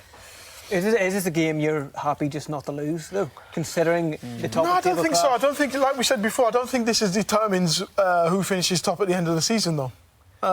Yes, it's more for Liverpool. It shows intent. Yeah. But for City, it doesn't really matter because, like you said, last season it was they lost both games, I think, and still were clear winners. Yeah. Yeah, this is why it's important, I think. As the game gets on, the last 20 minutes, Liverpool, I think, will push more to try to get their win. And this could play into City's hands, to counter, which is normally not City's way. Normally, City's way is dominate possession and you counter us sort of thing. Yeah, a minute gone in this game. Yeah, City winning this fixture at City, Liverpool winning it at Anfield last season. But, of course, Liverpool famously knocking Man City out of the Champions League, Both games, didn't they? Yeah. Any other questions from social Quite media? Good questions so far, Pete, haven't we? There's a question on screen now from Deox Gaming who has asked, do you agree with Sarri that Hazard is the best in the world? No, Lionel Messi. Ridiculous question. That's a very bold statement. It's a very bold statement. No, although, to be fair, I believe the actual quote was Sarri said that Hazard can become the best player in Europe within the next 2 seasons. And he also said that he's better than he thought he was. Having seen him on the training ground, he always thought he was one of the best, he said. Having seen him up close training, he thinks he could be the best. So he never actually said he is the best player in Europe or the world. Worth pointing out, Eden Hazard this season, top of the Premier League. I think he's definitely the best player in the league at the moment. 7 goals and 3 assists, Dave. Aguero's on 5, Kane's on 5. How about Lacazette? Mitrovic is on 5, and Glenn Murray is also but how about on Lacazette? 5. Lacazette is on 4 with Arnautovic, Aubameyang, Raheem Sterling, Sigurdsson, Josh King, Richarlison, Mane, Lukaku. There's a lot of goal scorers on 4. But Eden Hazard, 7 goals, 3 assists. There's no doubt Eden Hazard has been on fire this season. Where do you rate him, Shaun, compared to the best in Europe right now? Yeah, he's... Because the mould was broken in the best awards with Modric winning it. It wasn't Ronaldo Messi again, which was that was a big moment, wasn't it, for European football? Yeah, and in regards to Hazard, I think he's just needing to add that consistency of goals because his ability is up there. You saw the goal the other day was against Liverpool where he makes this run. He gets the ball and you just think, there's no danger. And then all of a sudden there's a change of pace, a drop of his shoulder, cross 2 players, third player, and you just think, blimey, this, Out of nowhere as well. Yeah, out of nowhere. So if he adds these goals, and I think that's a smart move by his manager to say, he could score 40 goals and put that challenge on him because I think football, he's comfortable. He playing a game. Chelsea win, he plays well. Chelsea lose, he still plays and performs decent because he's a quality player. But he's put a challenge on him, and I like that to see what he can do because for me, he should be breaking into that conversation. Ronaldo, Messi, Hazard, and then when people say Hazard has scored, 35 goals or 40 goals. Well, you have to say, well, why is he not one of the best now? Why is he not winning the Ballon d'Or, etc.? I think he's like kind of the second tier of elite footballers. There's like Messi and Ronaldo, but then below that you've got Suarez. You've got Suarez, you've got Mbappe, The Neymar. Bale last season with his. I think Bale needs to kick on a bit more this season. I think because again he's had such a tough time. Injuries, though. Kane in that category? Put Kane in that? Not quite yet. Not quite in the second category? No, not quite yet. Oh, at the same time, Kane has scored over 100 goals in 4 seasons in the Premier League not alone. Quite at that Sorry. So 25 goals in 4 seasons. then what does Kane need to do other than win trophies? When I say that not in that tier yet, I'm looking at your likes of Messi's and your Suarez's and the way they move, the way they create goals, the way they create chances and stuff like that. It just you on the edge of your seat all the time. Hazard. There you go. Chance for Liverpool. Oh, Suarez always trying to nutmeg someone and creating stuff that way. The confidence. So I just think not quite yet, but goal scoring, he's up there with the best. Yeah. But in the same breath, like people like Messi and Suarez, etc., they have Busquets behind them as opposed to like Sissoko. It's right. Fair point.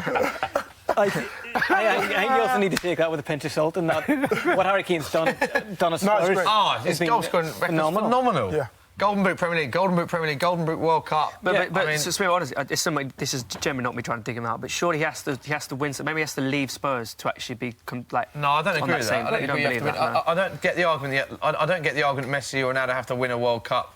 No, I'm not talking about World Cup. I'm on about maybe just win a league, there's players a that Champions choose to, League. Matt Letizia chose to stay at Southampton. I'm not putting him in the same but he's now not on he was tier. never likely to win with all due respect to Matt at Southampton, was he? Do you see what I'm saying? It depends who you play for. But what we're saying is like for him to be considered at maybe that tier 2 level. If you look at the question of, say, England all-time greatest midfielder, centre mids, the 3 that come up were Gerrard, Lampard and Scholes. And Gerrard reasonably consistently tops that, even though his trophy cabinet is a lot less than the other two.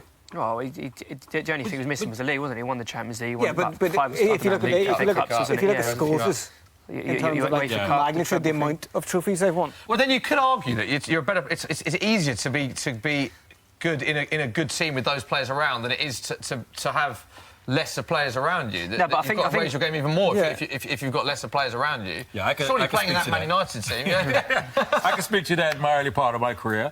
Yeah, it's more difficult. So if you're playing with better, team. if you're playing with quality players, it's easier to perform, be more consistent. And He raises your game as well, doesn't it? It With raises Scholes, your game, he's a great yeah. player. He was playing with Keane, Giggs, Yeah. Van Nistelrooy. I mean, he should be playing He should well. be playing well, yeah. Playing well. It's strange, though. What a because player, though, Paul Scholes. Oh. Just supposed to say that. Paul Scholes, what a player. And the more I've had conversations in the last 3 to 5 years with players, with Man United players, I've found that they've come out to say that actually he was better, or they found him to be better than Gerrard, better than Lampard. But when I was playing, I always found Gerrard was the better player. And it's strange that you have conversations, out and having a chat, and they're saying, no, Scholes was the best. And I'm sitting there thinking, OK. Scholes maybe never got the media attention that everyone else got. Yeah. He did Because shy away from it. Yeah, he didn't. It's only now though. Yeah, he during his he loves career, it, didn't eh? he? didn't like it. He just I didn't think like also doing anything. Perhaps Scholes' downfall in that debate is that he was never a good tackler. He never really had that Gerrard had those individual moments. consistent some defensive big goals. Yeah, I mean- The FA Cup goal, the Olympiacos moment. Yeah. Even the goal in the Champions League final with the celebratory scenes of sparking the comeback. I also think with Gerrard that he was playing in a team. You look at the players Lampard played with in that Chelsea team. Phenomenal players. Yeah, Scholes in that He was Man lucky United as well, yeah. Gerrard had it tougher than most because he carried that Liverpool Yeah, he team did. individually. It's why I think Steven Gerrard's one of the greatest midfielders. Period of all time. I think it's brilliant. But is it harder to perform in a team when you've got lesser players around you? And still good players, don't get me wrong. But You mentally have to be stronger. Like you said, Lamps was lucky because he had. Sorry, man. Lamps was lucky because he had Essien and people Yeah. like that behind him. Yeah. Didn't necessarily have to really think too much about defending, even though he did, but he didn't have to think about it too much, where Stevie had to do back, and carry and take the corners. They're probably wishing that he could actually head the ball in after taking the corners as well. It was just a little bit more they had to do, but he loved that challenge of being that leader, being that person that everyone looks upon when chips are down. Yeah. Let's get back to our game, Liverpool, Man City. Go on. Half chance for Liverpool in a minute. Steady. he's got a Steady. Calm down. Take it off each other. Shaun is getting a little bit concerned. Moment That was just half to chance, talk about definitely. as well. Before that half chance, Edison trying to play out from the back. Shaun, bit of a worry there for Edison. No, and I'll tell you why. Because he was right near the byline, and he was wide, and the pressure that was coming, the ball could only deflect out for a goal kick. Okay. So he was calm enough to know that if the player did get the block on it, it And we goes just for saw with the- Alisson there as well. Both keepers are famously liking to play out from the back. Both managers like to do that. The Brazilian. They are, yes. 54 minutes gone, still 0-0. Half chance for Liverpool there, starting the second half quite well. But City have a free kick just on a bit further out from the edge of the box here. Interesting to see what they do. We need a goal, Dave Jackson, don't we? We do. I think there's a goal coming. Yeah. I feel there's probably going to be a mistake in this. I'm glad you It's said gonna that, cost 'cause someone. right now City's on the attack. So it could be. Don't go get that coffee. That's an interesting Stay right question. there. Good question. Yeah, Emile, good question. Do you want to read the question, Emile? Do you pointed think it out. Alan Shearer's record will ever be beaten? That one's from Mark Caldwell. Good question. Thanks. Keep them coming using the hashtag TheFootballSocial. Get them in the comments section below. If Harry What do you Kane guys think? stays in the Premier League, That's the only Then yes, person. yeah. I think that's the only person. The only one that can I compete with Harry Kane. think so. What's How the many price? does Do he we know have? this? Yeah. Harry Kane 250? is well on track Yeah. to win it. Yeah, I think If it's he stays in the 250, Premier League. 250-ish. Yeah. like, it's the same as like if Yeah, I think it's about 250 and Harry Kane Ronaldo is would have around stayed like at United, he would have broke it. I Yeah. reckon. Yeah. 110. I can't believe Yeah, you haven't actually, even mentioned Aguero sort of reaching or getting Yeah. near that. Yeah, but you got to remember how old Aguero is now to Harry Harry Kane. Kane's Kane's relatively young. Yeah. Yeah. What is he, Kick out. 23, You 24? know, I think 24? 24, 25. Two again, but 260. That's assuming he stays in England. isn't he? 260. He could Yeah, well, go it's over to- 260 That's the key, isn't it? That's the- yeah. 260 is Alan Shearer. Shearer's. 113 is Harry Kane currently. That's ridiculous. He's got a lot How of much it years pains left me in to him. say. Yeah. Harry Kane's goals to game, But- by the way, is absolutely phenomenal for Spurs. The thing is, talking about Harry Kane needing to move, if he needs to move on to win trophies and become that world-class player with that world-class trophy cabinet, I don't really see him being sold within the Premier League. No, I see him going to like a Real Madrid. No. Yeah. Which could mean that he might be one of the only players who has the potential to break that record, but I don't think he'll hang about in the Premier League long enough to do so. Because, I mean, to break that record, he needs, another 140 goals? Which he can easily do. That's another at least 5-6 seasons at his current rate. At his current rate. Which takes him to 30. I think it is very doable for Harry Kane. Any other players that we put in that? Emile, you said only Harry Kane. Is there any? I think only Harry Kane at this moment in time. No one else stands out like that. Aguero, I think, is probably too old now to really beat that really record. challenge that, yeah. Especially if you think Kane is the man at Spurs, isn't he? Aguero's on 148, incidentally. So Harry Kane's on 130 and Aguero on 148, but he obviously has years on Aguero, as you said. Yeah. And it also depends how long Aguero stays at Man City. The other big difference for me looking at Kane and Aguero is that Kane is Mr. Tottenham, plays every single minute of every game. Yeah. Famously, even when, people think he needs a rest, he's always playing. Whereas Aguero, actually, because of the options Man City have, certainly strength in depth over Tottenham, is not going to feature as much, and he's got the age on him. So the older he gets, the more he'll become a rotation. Kane's more likely to break that. But I mean, to be fair, a fantastic rotation option to have. Unbelievable. 2020, Aguero's contract runs too, so it'll be interesting to see what Aguero does after 2020. Chance for City that ended in Row Z there, Shaun. Fernandinho. Takas. Takas. Not so great. Not so good, that one. Hey. Some checkers are bad. You can see Pep Guardiola there on the touchline with Mikel Arteta, as if to say, what was that all about, wasn't it? What was that all about? Listen, I played with a player that used to shoot like that, right? And I remember the manager said, I don't want to call him out, he said, when you ever get the ball and the goal's open, don't shoot. Really? You don't want to mention that player? I don't want to mention his name when it was a shot like that. Give him 10 minutes, Shaun will definitely mention that player. Emile, how do you think Liverpool have started this second half? Right. Not loads of action, but really, neither side's had loads of action, to be honest with you. But it's an interesting chess game because they just seem to be cancelling each other out. Yeah. And it's making for pretty much a dull game, to be honest. Yeah, I think that switch with having Mahrez, because he's got the ability to beat players, but it's not got that dynamic pace. And I think that's making City be more precise in the attack. So therefore, Liverpool can recover. The odd time when City's had possession, because Sane will get it and he'll just he'll go and stretch you. Sane will be a very positive substitution. I think he's probably one of the two brightest young talents in the Premier League, him and Sterling. Yeah. So it's playing. The way we're playing is not really stretching Liverpool to really force them to defend. But I guess it's helping City, us, to stay compact and be good defensively. Yeah, Man City corner right now. Former Liverpool player Raheem Sterling over it. A couple of yellows to tell you about. Sergio Aguero and Bernardo Silva have been booked for Man City. Only change for Liverpool in this game. James Milner is off. Naby Keita is on. So that's the only sub so far. I'm interested to see what Pep does if this stays 0-0 for much longer. 60th minute we're into now. Raheem Sterling with the corner. And again, it's... nothing's really handball! consistent. Handball! Period for handball. Come on! In fact, Man City are very animated. Fernandinho was up in the air. Pep Guardiola's fuming. Look at Pep Guardiola and Arteta. They are adamant this is a penalty. The referee's giving it for a push. Shaun, we've seen a replay now. It's up in the air. He's up in the air. Ooh. It looks like... He's up early. It's a foul first, isn't it? Yeah, it's a handball by Virgil van Dijk, but there is a foul first. It's a foul first. He's up in the air. He's going for the ball. Van Dijk's hand comes out of nowhere and makes contact with the ball. The only reason his hand's up there is because he's getting pulled down by Fernandinho. OK. The foul was given. Another penalty denied for Man City. I feel that Liverpool need to make a change here. Yeah, something. What change they bring on? They need to try and get hold of the ball a little bit more. Yeah, because if Speaking not, of I think Man City are going to get more and more. It looks like, is that Gabriel Jesus is coming on from Man City? Options that Liverpool have on the bench. Fabinho, Daniel Sturridge, of course, who scored that absolute screamer. Whoa. Chance for City. Oh! It's the first huge chance of the game. Riyad Mahrez cutting inside. Takes onto his left foot and strikes it just wide, Shaun Gota. Yes. Should he do better for you? Well, the angle... Yeah, if Does very well anything, here. he does very well. We're hoping, I mean, what, it's a half a yard wide? We're hoping he can hit the target. That forces the keeper to make a save or it goes in. Because of the angle, I'll say he's a bit unlucky because he's obviously still trying to hit the target. It just pulls it that little bit.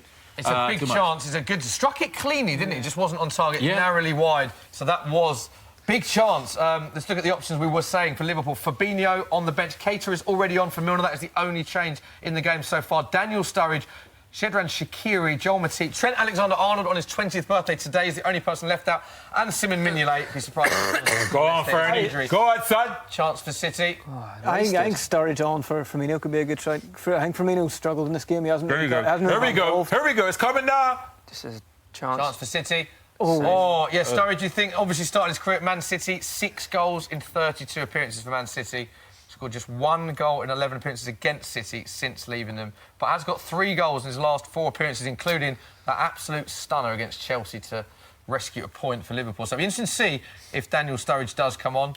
City's bench is, as always, frightening. Danilo, Vincent Kompany, Leroy Sané, Otamendi, Jesus, Foden, and Munich. And it looks like Gabriel Jesus was warming up, so it'll be interesting to see if he does come on. Chance for Liverpool. Half chance. Salah. This is The game's opening up a bit now, These are the ones that you usually see that's nestle in the back of the net. Well, they all found the net last year. Yeah. This is the thing. One of the key things I'm seeing, certainly with City, Mendy has not gone forward. Walker has not gone forward. No. Going forward. And I think Pep is, because this is what Liverpool pounce on. The fact that you go forward, and this is what... space to exploit then. But that's a double-edged sword, though, because if you look at the amount of chances those wing-backs have created for City, has been huge. I mean, Mendy's got like 5 assists already. Yeah, So but if you're right, but I don't game, think that, like, because of fear City of have to defeating. win this game. I don't think they have to win this game. Do you think Liverpool have to win this game? I think Liverpool kind of do. More so Liverpool, yeah. Equal on points, though. You think just because of the home fixture, Dave, is that you come It's more about to say, look, we're here to win this league. We're not here just to actually like Tactics like that from Pep are quite un-Guardiola-esque in that he's playing with defence in mind and that he's not throwing caution to the wind. He's saying full-backs just hold, don't attack, when his mantra is, kind of go forward, play creative, free. Salah's got a chance. Referees It's given that one. liners flagging. Liverpool's way. Interesting, it's a free kick to Liverpool. I think the Liverpool play card, another yellow card. So I think it's a good one. A few yellow cards. I think it's a yellow card, though. Think it's a yellow? Yeah, because he's actually in. Like he gets across too from close. his and that little pull there. Yeah. So it's a yellow card. He's taking one for the team, Mendy, there. Yeah, Mendy just dragging back Salah. He's looking at the danger there. Ripping his shirt all over his shirt. It's a definite free kick, and it's a yellow card Chance for though? Benjamin Chance for Liverpool? Mendy. Chance for Liverpool. Will we see the first goal of the game? Salah is over it. He's just got to concentrate on a good delivery. Why is he looking to the manager what to do? Think that's what he's doing? Yeah.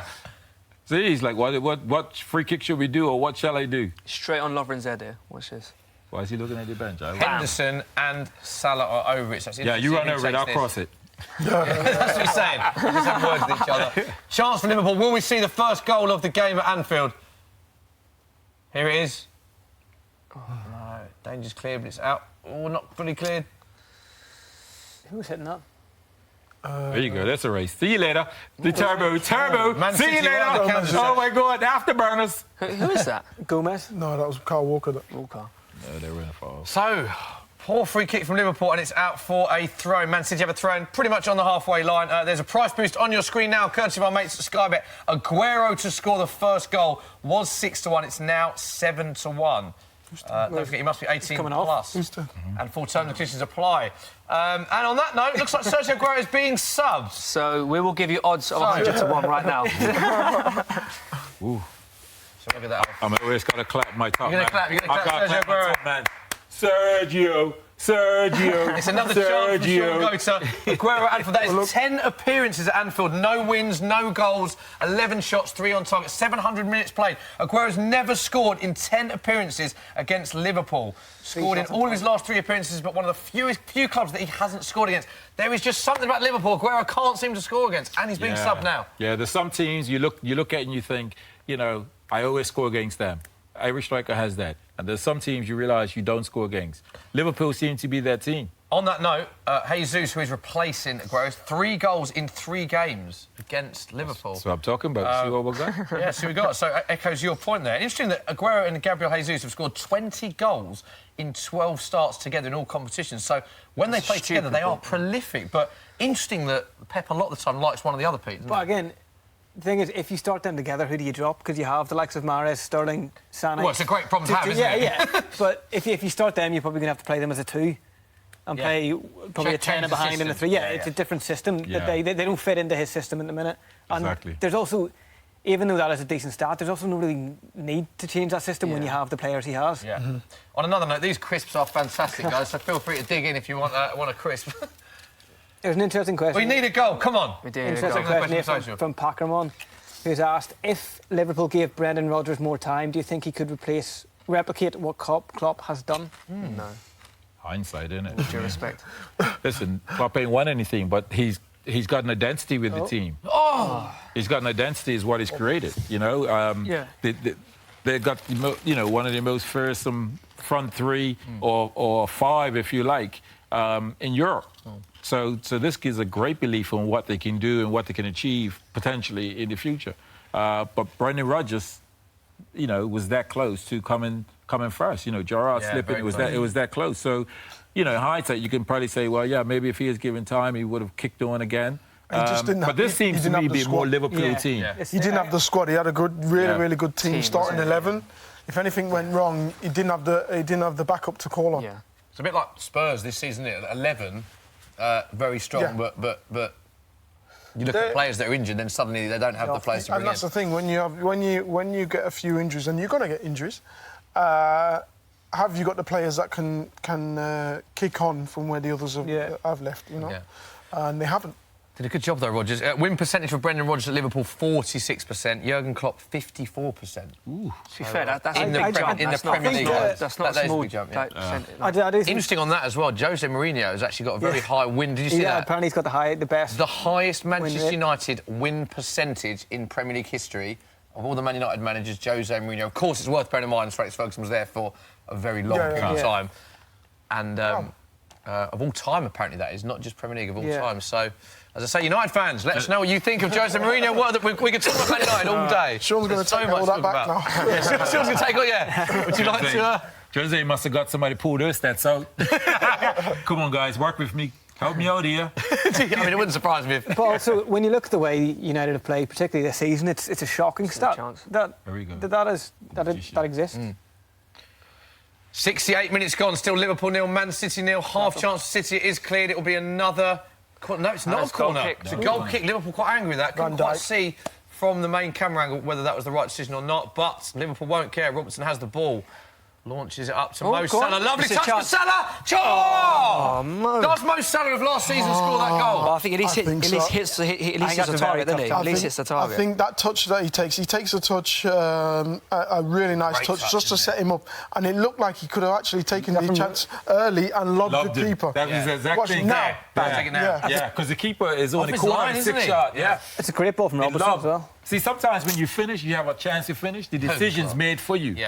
And if we saw Chelsea striker score earlier today, you know, the decision was made for him to just dink it because he was stretching to get there. That ball was lobbed where the decision should have been perhaps to lob him. Because it would have a greater chance of scoring than him lashing it the way he did. Is that a byproduct of the fact he's not scoring as much this season? So when he gets the chances, he kind of snatches at them. He feels more pressure to score. Probably not, because last season he got into positions like that and did the same.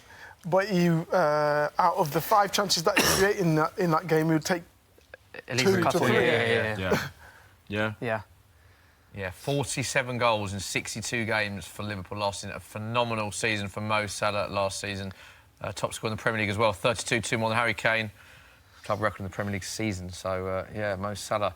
Half chance for Liverpool. But the game is definitely opened up. We've seen the half chance from Mahrez. We've seen the chance for Salah. Certainly more clear-cut opportunities in this half than the first half, Shaun. Yeah, I see a bit of attack because Liverpool don't normally play out the back.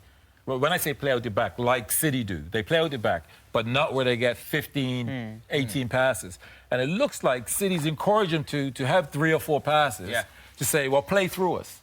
and we'll then win the ball that way, which could be a ploy, because that's what it looks. Whereas City normally tries to dominate possession. Yeah. We're going to play 3 or thirds. So it's interesting that it looks though he's tried that ploy for a bit of the second half. Yeah.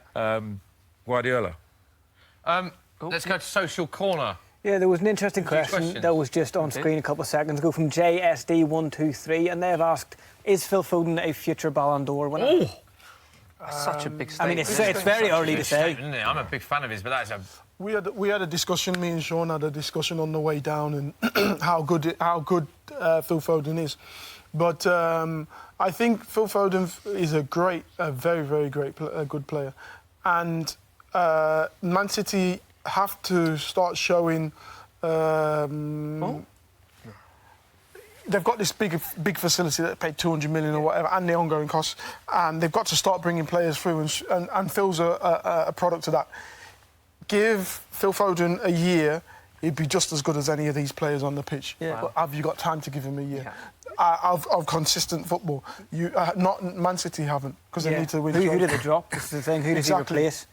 And you got the likes of, like Shaun said, Gundogan, who's not on the field at the minute. Will he take his place? Gundogan was fantastic last season as well in terms of like goals and assists. There you go. And then you look at the likes of the lad that's just been called up for the national team, Jadon Sancho, who's taken a different route, who's played already now a season and a bit. Currently the highest assist in Europe. But for me, that is such a fantastic thing to see. A player going, you know what? I want to go and play Champions League football. I'm not going to get it in England. I don't really care. But for my career, I need to be playing at that high kind of level. And it's such a... I don't know if I'm allowed to say it. It's such a risky thing to do, and he's done it, and he's proven it. It's fantastic. Young English players never want to go. See, they never seem to want to go. I wouldn't say it's risky, because these players are quality. Yeah. You know, Emile sees these guys, they're up and down in the academies. These are quality players. They're playing for City, Liverpool, Man United, Chelsea in the academy. They're quality players. So I don't think it's a bit of a risk to go to these foreign, to Germany, It's not risk, Holland. it's kind of brave. Brave. Brave. 100%. But the model's already been done. Yeah. And we're seeing it with Ajax years ago. Yeah. This is why these Ajax players, they get loads of games, they get European experience, and then next thing you know, is a Premiership team buying them for X amounts of millions. Well, it's the same. You look at players like Cesc Fabregas, Xabi Alonso. They could have easily stayed in like Barca's B teams or wherever he's at Real Sociedad, where it was. And they went, no, I've got an opportunity there. Yes. It's almost like the opposite way around, wasn't it? Like where they could come to a top 4 team in England and prove themselves. I think it's absolutely fantastic to see, and I think it can only be a good thing for the English game. You got the lad Brahim Diaz for Man City. And I watched him, I think he would have been about 16, playing for the 18s, and then he played for the 23s. He was best player on the pitch. Yeah. Best player on the pitch. At 16? At 16. Wow. And I was wondering why they've got him in the 18s. Why don't they send him out to go and play in professional football? Yeah. In adults football, because he needs to be kicked a little bit just to get used to it. But they don't. He hasn't been on loan. He plays actually now for the first team. I think he's 18 now. Plays for the first team in the Champions League and the League Cups and stuff, and the Cup games. And you got players like that up and down the country, especially with the likes of Man City and Chelsea. Yeah. That's brilliant. So obviously, see, like I said, Arsenal, we've got a player called Reece Nelson who's gone out to Hoffenheim, and he actually scored the other day. It's brilliant. It's fantastic. Did he? Is it loan or is it? It's on loan. It's on loan. Which, again, for almost like for a player and for club, it's wicked. It's absolutely fantastic. There we go. There we go. It's happening. No. Oh. No. Still there? Oh. Help him. No. But I think even going back to the Phil Foden Ballon d'Or thing, he's 18 now. Yeah. I don't think really realistically they have much of a chance, considering that Mbappe's only 19. Yes. Like Mbappe in terms of his quality at 19 years old, he looks like he's 23, 24. Yeah. And that his decision making in the final third is so good. His output is so good. He scored however many goals in the Champions League. He's already got like 25 caps, I think, for France. You know, and this is a French team that could put out 3 good teams. With the French, you look at Mendy. Yeah. By the time he'd come here, he'd played 2 to 3 seasons, and he's still only 20, 21. Yeah, About 21, yeah. At 21, at 23, these like, some of these lads in these academies like City, they still haven't played a league game. Yeah. Couple of subs to bring you, incidentally. Leroy Sané is on for Raheem Sterling. So Raheem Sterling is off against his former club. And Firmino as well, before that, is off. And Daniel Sturridge has come on. Incidentally, Daniel Sturridge has the third highest amount of goals as a substitute in Premier League history after Jermaine Defoe and Olivier Giroud. So 17 goals off the bench. Daniel Sturridge on for Roberto Firmino. Interesting to see how he gets on. Another player playing against his former club. We need a goal, Pete. We need a goal. Yeah, talking about goals, there was a comment there, a question for Emile and Shaun. What is your favourite goal that you've scored in your career? One that everyone remembers before is the 5-1 in the England game. Oh. So, yeah, I think that's one of them. And the celebration as well. Yeah. And always How did it go? There it is. There it is. And always scoring against Everton is great. Oh, nice. Shaun, favourite goal? Yeah, against United. I actually got a nice goal against Liverpool as well, because the ball done about five ricochets and I knew nothing about it. And it came up for me, went in. So there's a beautiful goals to get. Love it. Take them all day. Good Here we go. questions, eh? Here we go. Chance. Oh! He's done him. Gabriel Jesus in the box. It's been hitting your Lovely face. little nutmeg there. It's been hitting your face. And, has it been hitting that struck in the face there? Probably He's doing the accidental. Neymar. I think probably accidental. You think Is he it's red Neymar cross? there, He's Emile? Neymar's mate, isn't he? Gabriel Jesus takes it down to Gomez. Wash your hands. Lovely little nutmeg there on Lovren. No. Doesn't seem to be a lot of contact.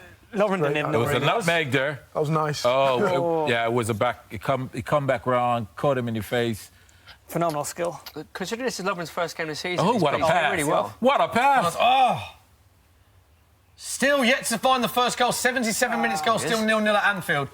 Keep your questions coming into us. Any more questions, Pete, on the social? Just having a look now. Well, on screen, I there believe, right now. On screen. Ghosts has asked, what's your overall opinion on Keita's performance this season? Yeah, we spoke about He's been. It hasn't been consistent. It's been on and off. You see certain games, you're like, wow, and you see other games, he's not been on point. It's difficult. Like I said, you've got to give people a little bit of time to come into their own and to understand the pace of the game as well. You would have thought he'd be able to hit the ground running, but it doesn't seem that way. But give him a season, give him a bit of time to just actually. Yeah. Particularly in the position he plays as well. Yeah. In that you've got no time in the ball. It's a very physical Yeah. area of the pitch as well. Energy in there, like you say, no time on there. No one gives you a second on the ball. Yeah, I would agree. I mean, it takes a little bit of time settling in, but you could see with his Storage. story. Calm down. You're not worried, are you? No. Interesting. Talking about Sturridge. Price boost on your screen right now with Sky Bet. Sturridge to score the first goal was 14-1. It is now 16-1. Daniel Sturridge coming up against his former club, of course. 6 goals and 32 appearances for Man City. Scored just 1 goal in 11 appearances against City, but scored 3 in his last 4 appearances for Liverpool, including that screamer against Chelsea. So, if you want your money on Sturridge, they are the odds that you get. 78 minutes gone, still 0-0. Leroy Sané just come on. We haven't spoken about Leroy Sané. Assisted more Premier League goals than any other player since the start of last season. 17 assists. Thoughts on Leroy Sané, Emile? Does he worry you as a former Liverpool player coming on? Yeah, definitely. So dynamic, young, unfazed at anything, and just loves taking people on. You watch his body movement, drop of the shoulder, and that you have to be afraid of someone like that. I'm glad he's coming on rather than starting the game. Yeah. And you might not be able to get into the tempo of the game straight away, because coming on as a sub, well, even though he's young, to be honest, but coming on as a sub sometimes is difficult. Yeah, him coming on is a dynamic player. But at the same time, in terms of City, how they're playing structure, still got Mahrez there and Bernardo Silva. So they're players that keep the ball. They're great at keeping possession. And so this is part of not being able to concede, even though we lack that pace going forward. Because I was surprised he took Sterling off. You were, yeah. But he's actually, it seems to me, actually he's happy to take the draw. Because of the racket that we currently have against Liverpool, he'll take the draw, and it's probably a better, worse decision for Liverpool. Yeah, it goes back to what we were saying earlier that we think Liverpool need the win more than Man City. That although no, don't get me wrong, I think both teams would be quite happy. Yeah, I'm not, but it's a good result for Pep away from home. I think so. Yeah, keeping the unbeaten, especially going into record international going. break. Then there's. Yeah, I think when you're going into international break, you don't want too long to be dwelling over a loss. You want the enthusiasm to be up, especially when lads are coming back or going away, with their international sides. So we're into the last 10 minutes. Any further questions, Pete? Just remind people of how they can get in touch for the last part of this game. Yes, you guys can send in your questions on Twitter with the hashtag #TheFootballSocial to @FootballDaily or @SoccerAM, or just drop them in the comments below. And there's a question here. Who do you think will come up from the Championship next season, and who will stay in the Premier League? He'll go down and he'll come up. Cardiff. Yeah, I think that's pretty nailed on, isn't it? Yeah. Huddersfield, do you think they might struggle as well? Huddersfield will struggle. Newcastle they've got a good manager, though. I like the manager, and they might be able to galvanise him, especially around Christmas. Galvanise them around Christmas. So it'll be interesting to see that one. Newcastle don't look great at the minute. Yeah. They don't look great. They were unfortunate against United. Yeah, against United there was. Three teams yet to win in the Premier League: Newcastle, Cardiff, and Huddersfield. I think they're all badly need to win, don't they? Yeah. Yeah. It's a long time to go without having won a game, so they're struggling. Newcastle. Benitez, experience, but you need momentum, you need belief, and Vin does that. Yeah. Another comment on the screen. Thank you very much. Keep your comments coming. This is another let's bold not one keep from comments Nick like that coming. Evans. It's a stupid comment. Liverpool ridiculous comment. should cash in on Salah and go for Mbappe. I mean, it's a strange comment from the point of view that he makes out that it's that easy just to go out and get Mbappe. Surely that's going to be quite difficult. It's ridiculous. What was Mbappe's fee anyway? It was like... Was it 160 or something, wasn't it? Something like that. And 166 odd million, yeah. So it's not that easy, Nick. Again, also, thanks for your question. Why would Mbappe, no offence to Liverpool, but why would Mbappe go to Liverpool? No, he wouldn't. If he leaves PSG, he would literally, any team in the world would pick him up. He'd probably just have his choice. I mean, if he does leave, Real Madrid is the obvious place he may go to. That's risky, that is. Ooh, that was... But Van Dijk just took that so easy. Sorry about that. Yeah, it was nice. It was a dangerous ball to receive as a centre-back, but he just took it so gracefully. I think this is going to sound quite weird, but when they spent 70 million on it, that now looks like a snip. I know that sounds stupid, £70 million for the centre-half, but it looks like a bargain. Did City miss out on that, do you think? Is that what City should have gone for? Listen, I was saying it. I said that that's a deal. He came with Southampton to the Etihad, and he was hitting like 60-yard balls, like 6-7 a game. Yeah. Easy, right on point. Left to right, right to left. And you're just thinking, oh, my God, this is a weapon. Team could press you, and all of a sudden, bang, you're on the counter. And now and again, you see him do it. His left foot, his right foot is just picking out these passes. But he's also got pace. You see his organisation and how Liverpool's been so much solid. That was a deal. That was well, you like to say a bargain. Yeah, obviously, when you spend £70, it's never going to be a bargain, but it's a great piece of business. What he gives great Liverpool, business. So you look at Mourinho going into the market looking for centre-back, and he was quoted like 75 mil for Harry Maguire. I think Harry Maguire's a very good defender, but I think Harry Maguire had a fantastic summer. Like, he's like he's also been his club's player of the year for like I do think as well though that there comes a point where when you're linked with 5 centre-backs, the selling club knows that you're Diego Godin literally just used United to get a better contract. Well, once they've already his agent contacted Mourinho, Toby Alderweireld and other players, and they look to Harry Maguire, they're going to know, well, they're desperate for a player. We'll add more money onto his potential. Chance. Oh, Liverpool. City, sorry. Sané in the box. Oh, penalty. That's a penalty. He's penalty. Come on! That is a pen. Big moment. Penalty for Man City in the 84th minute. Looking at Jurgen Klopp, looks absolutely distraught with that decision. It is Liverpool 0, Man City 0, 84th minute gone. The referee has pointed to the penalty spot to give Man City a chance to grab all 3 points. Virgil van Dijk, we've just been talking about, singing his praises. He didn't win the Virgil ball. van Dijk He doesn't goes get to the win ball the ball, for but he me. doesn't get the ball. He tackles Leroy Sané. Sané goes down, and the ref's pointing to the spot. We're bigging up Virgil van Dijk. Is that the right call for you, Emile Heskey? Yeah, it's the right call. It's a 100% penalty. God, Sonny. In my eyes, he didn't actually need to make the challenge because push him out. He's going nowhere. Just as long as he blocks that ball coming in. As long as shot there. As long as he blocks the ball coming in, as opposed to making the tackle before. Massive pressure And now on obviously, Mahrez. Aguero is off the pitch. Man City's first penalty of the season, and what a big one it is. Looking at his last 5 penalties, 2 have been scored, 3 have been missed. Sergio Aguero is off the pitch, so Riyad Mahrez is taking the pen. Shaun, go to talk us through it. Keeper's left, that's what I'm saying. He's going... Oh, my word! Mahrez! Oh, no! Shaun, go to sum up that penalty from Riyad Mahrez, please. I don't have words. Did that stay in the stadium? No! We just looked at his record. Riyad Mahrez missing 3 of his last 5 penalties.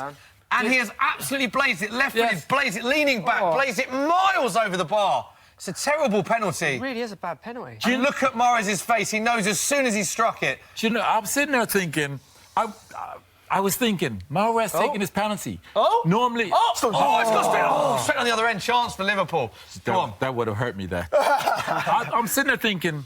Mahrez taking the penalty. Normally it's Sergio, but Sergio is not there. And I'm saying, OK, well, who would normally be the... David Silva. David Silva. And I'm saying, why we... Mahrez is not... And Wassiner is missed 3 out of 5. Yeah. We haven't managed that. We haven't managed that. Missing 4 out of 6 now. That's terrible, isn't it, really? 1 and 3. Well, confidence-wise, he's got to have some sort of confidence to actually step up and do it. But he didn't look as confident as an Aguero would have stepped up and taken that. I mean, just seeing Aguero there looking unhappy is a polite way. Surely this gives Liverpool massive pump now. This is it. This is like. Yeah, you can see the crowd on their feet. Liverpool know they've got away with one there. It was a penalty, the correct decision, and it was blazed over the bar. So Liverpool know they've got a chance now. 86 minutes gone. Shaun, Goater's still devastated, aren't you? I am, because we ain't been Liverpool for years. It's just don't know me.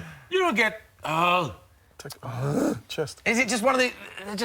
Liverpool have this hold, don't they? Especially at Anfield over Man City, the record. The way the game's going, you're not thinking that, but the players will be aware. So they'll want to stifle this current situation of players continuously beating us at Anfield. And when you get a penalty in the last 5 minutes and to win it 1-0 or to score it and then hold on to that, that's a great situation comparable to the last, 15 years or however long it's been. Yeah. That's... we can get the opinion of Nick Evans now. Already been involved in the chat. He's thoroughly enjoying the show. Thanks, Nick Evans. He's put, that's the worst penalty you'll see all season. It wasn't great. It's not confirmed from Nick Evans, but it's a strong statement. Do you agree with that? It is a bad penalty. The last time we saw a high and wide penalty. Gabriel wanted it. Yeah, he just wanted it and looked at the bench and he was told no. Interesting that. It looks like Jesus wanted it there. Pete, you just spotted something there. It looked like Gabriel Jesus wanted the penalty. Yeah, looked at the bench. Looked at the bench. And there you go. The opinion was made after that Riyad Mahrez would take it, and Gabriel Jesus looks very upset there. Right. So that must be the decision was already made. Yes, because managers, Emile will say this, managers have one... Listen, who takes the penalties? And it would have probably been Sergio. It would have been Sergio. It would have been Sergio. Second. Sergio, yeah. And Jesus wasn't on the pitch. If he was on the pitch, he probably would have been either first or second. Yeah. Yeah, you'd like to think Aguero would have taken that. And that's probably the manager. I've bought him. I've paid 50 million for him. I want to get him going. I'll get him take it. No, but that's pretty risky, though, because he's missed it now. Yeah. It's a double-edged sword that'll now play in his mind. He hasn't scored that. He hasn't taken a huge chance against title contenders. So it's still 0-0. Only a few minutes left. Liverpool on the attack. Haven't been many clear-cut chances for Liverpool this half. 89th minute now. Will we see a goal in this game? That was a huge moment, Man City missing that penalty. Big let-off for Liverpool. Huge. Huge Such a bad penalty as well. It really was a bad penalty. It was not a great penalty. Johnny Wilkinson will be proud of that. He's had a decent game. Wijnaldum. Yeah. I don't think there's been much quality, but I think he's just done been his booked. job well. Quality player. As you know, Wijnaldum just been booked there. A couple of bookings picking up for Liverpool. Yeah, maybe if I do that. He's a quality player. Hopefully he'll go give a penalty. Give a penalty away as well. Any more questions from social, Pete? We've got one on screen. There's one We're into from 90th Junior minute. there who's asked, do you think that Salah, Mane and Firmino are starting to get selfish, perhaps a bit egotistical? No. No. No, I wouldn't No. say egotistical. I think Salah, for me, has always made the right decisions, as in when he's in the goal area to either set someone up or shoot himself. I've never looked at when he's made the wrong decision there. So I think he's still a team player. He'll be aware that he's not scoring as many, but I think he makes the right decision. So he's still a team. 3 minutes of added time just been announced. We're into the 90th minute. There's at least one more chance in this. At least one more chance. Oh, there's one more chance. There's one more chance in it. Do you think there's going to be a winner, guys? Are we saying 0-0? Come on. We don't want 0-0, do we? No, we Definitely Well, don't. hold on. I'll right now. You'll take a 0-0, Shaun. You were so confident this morning. I was. You were so confident. 3 minutes ago. You've changed your tune, haven't you? Liverpool's at home, and I'm not trying to go and concede. This will make me sick if we get conceded. What, 2 minutes? 2 minutes and a bit left? No. Go on, attack. Send him inside on his right foot. There you go. Yeah, slight chance Liverpool. They've got all the ball just quite far out of the box. Wijnaldum knocks it out. Get out to him, Mendy. Oh. Ball is whipped in. You're off your seat there. Slightly off your seat. Don't foul him. That'll do. So it's a Liverpool corner. Fans at Anfield off their seats. Long throw. They sense that there is one more chance. Looks like Joe Gomez is going to have a long throw. Everyone is forward. 91, 14 seconds gone. 3 minutes of injury time. Liverpool bringing everyone forward. And look at the tense facial expressions from the Liverpool fans. The ball is a very long throw. where's the keeper gone? Chance for... Alisson. Cleared. Keep him on his left foot. Not Keep him on his fully left foot. cleared. Gomez whips it back in. Nah, it's... Well defended. Go on, What's you're it done back. here? Oh, Oh, off it. get out. Do we see one more chance? They've got to keep it in. He's Into done the well. 90, just coming up to the 92nd minute, there's going to be one more chance. Shaun, would you take a draw? Take a draw. I'll take a draw. We'll work too hard. We should have won the game, but I think that we've had the penalty. I think about the chances Liverpool had. Nothing really I could think of where I went, yeah, we Liverpool we should have be had behind. very few chances, I have to say, at home with their front three. In this game at home, been so prolific recently, but they have created very little.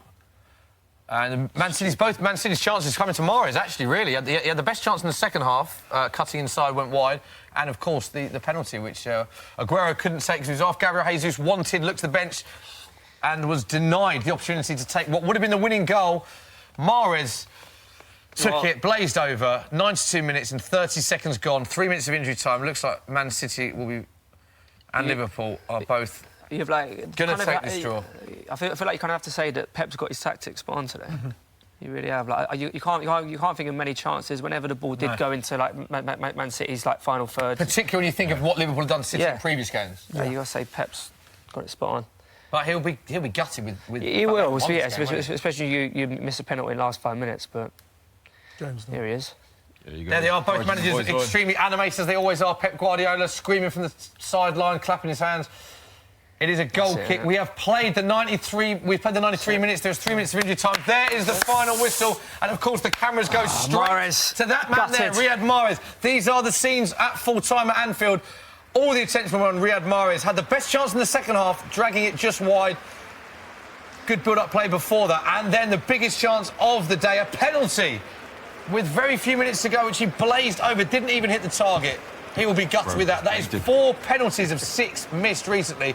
There he is. Shaun Goater, absolutely gutted with that penalty when your head was in your hands. Yes. And you never didn't look that confident when Mahrez stood up. I thought he was actually going to go to the keeper's left because the cameras went on at the right time, and sometimes you could see their eyes have a little look to where they want to go, sometimes. Yeah. And he just had a little glimpse to the keeper's left, and I thought that was a sign that perhaps he'll go there.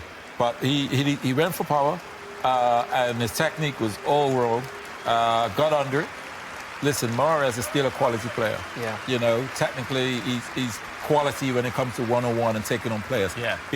A brave decision to step up to take that. Worth pointing out, he obviously wanted it. He wanted it, and Jesus has taken a couple penalties. Aguero obviously off the field. But this is management we're talking about here. Yeah. Hey, this is Great, isn't it? Pep Guardiola. Big penalty, knows he could win it, goes up, hug on his shoulder, don't worry about it, son. Hey, plenty more games.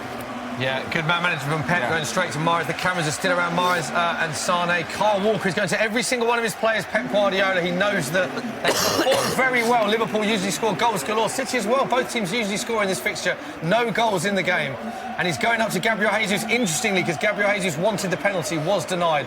Pep Guardiola going up to all of his players. Great man management, this. Klopp looks like he was fairly happy with that point at the end, following on.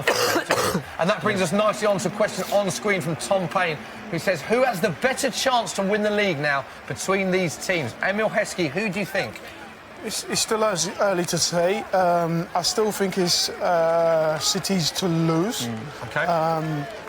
They are the dominant force when it comes to English football at this moment in time. So I still think it's theirs to lose, but Liverpool's still in the hunt for that title. You look at the top three, all on 20, Man City, Chelsea and Liverpool, so they're still in the hunt. Yeah, these are the scenes. There is Jurgen Klopp. Jurgen Klopp looks quite... He looks quite pleased. I think he knows that they got out of jail there a little bit, Shaun, with that penalty miss, don't they? Yeah, listen, he knows that they would have wanted to win this game. Klopp would have wanted to run around the pitch and do what Pep Guardiola's done. You know, go and help players, because they know what image that sends out. That sends out a real positive image that they're on top, everything's going according. He's had to walk around a bit subdued because they're at home.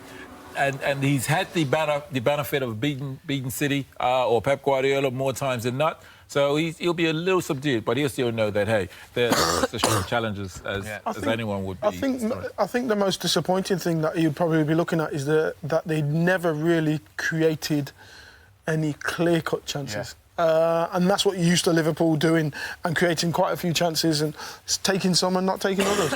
But they didn't create nothing, really. Yeah. Dave, you all right there? Are you OK? Coughing a lot. I know it's been an emotional day, Dave, but you've been coughing. Sorry. Hopefully you're OK. We'll get Dave Jackson some water. Let's have a look. I think both teams will be quite happy with this point now. Yeah. OK, well, let's have a look at the Premier League table. Here is the Premier League current table, as we're just seeing scenes of Riyad Mahrez missing that... Missing that chance, penalty chance. Cardiff, rock bottom. Newcastle and Huddersfield. Cardiff, Newcastle and Huddersfield, there they are, remain the only three teams yet to win a game. Badly need a win. Man United out of the bottom half. Everton make up the top of the bottom with 11th, should I say. 12 points from 8. And on the top half of the table, it's evident really from how these two teams are playing. Man City and Liverpool couldn't split them all season. Very similar records. Couldn't split them today equal as well. So Man City remain top on goal difference. 20 points from 8 played. Equal with Chelsea, 20 from 8 played. And Liverpool, 20 from 8 played. But Man City have that superior goal difference with 18. Arsenal and Liverpool... fourth, and Arsenal and Tottenham, fourth and fifth, as Dave Jackson is still struggling with that bad cough. Hopefully he will be OK. So Man City, Chelsea and Liverpool all equal, 20 points from 8 games He's played. having a May moment. Fascinating season. Is he OK? He's having a May moment. Yes, he is. Are you all right, Dave? Go on, say your speech. Yeah. Right. Dave, do you have a wander off? Should I get some water? I'm fine. You're fine? OK. I'm pleased to say that James Wayne... Football Daily, your friend and ours, big Man City fan, is on the phone now. James, can you hear us? I can hear you. Can you hear me? Yes, we know. James. Thanks for joining us, James. First off, we saw a 0-0. Very surprised we were to see a 0-0 in this fixture that usually goals galore. What was your take as a City fan's perspective of that Man City performance? Well, I'm surrounded by Liverpool fans, so obviously I have to kind of keep my head down, but I was very nervous for the whole game. I think both teams could have performed better in this. I think the defences did quite well. From my perspective, I think our wing play wasn't as good as it usually is. I think Mahrez came in too much. I think Sterling obviously struggled here quite a bit. The atmosphere must get to him. I mean, the chorus of boos every time he gets near the ball is just fascinating. I don't know, I'm still happy with this point, to be fair. Obviously, it would have been nice if Mahrez put that away. Oh, it still pains me. But, yeah, I mean, still a point, Anfield. We haven't won it since 2003, so I'm quite happy. James, you alluded to it there. We have to talk about it. Big moment in a match that didn't create many chances, as we were all talking about in the show. We're surprised with how few chances there were. Penalty, with under 10 minutes to go. Massive chance. I don't know if you saw how it unfolded, but Gabriel Jesus wanted the penalty, looked to the bench and was told that Mahrez was taking it, and obviously we all saw the penalty. Were you surprised to see Riyad Mahrez step up for that penalty? I was personally surprised. I would have thought, somebody who's a bit more senior in the team would have actually taken it, considering the magnitude of this game and magnitude of the moment. Kieran actually said just before he took it that he's known to have missed a few, and unfortunately he was right. Yeah, it was very painful to see, to be fair, and I would have thought that a more senior member of the team would have actually taken it. But obviously, if you get the instructions from the bench, fair enough, Gabby Jesus, let him take the penalty, but it's just unfortunate, really. Yeah, I know that you're very excited because we've got Shaun Gota, who's sat next to me, one of your heroes. J-Mo! I'm gutted Man City didn't score, and Liverpool, because Emile Heskey and Shaun Gota said they were both going to be very animated. But do you have a question for Shaun? Because I was told from Dave Jackson that it was a very hard decision for you to either come on the show or to go to the match. That is how much you love Shaun Gota. So do you have a question for him? Kieran's just arrived at the perfect moment. He's just been to the little boys' room. Yeah. I've got a question for Shaun. Shaun Gota. Oh, blimey. Can you... oh, this is weird. I would have scored that penalty, yes. I don't have a question. I just want you to say you love my dad, because my dad loves you. Well, listen, guys, the fact that you didn't come in here, I'm a bit disappointed because the atmosphere in here has been off the roof. Hey? It's been off the roof. Hey? I know it's been good at Liverpool, but it's been off the roof right here.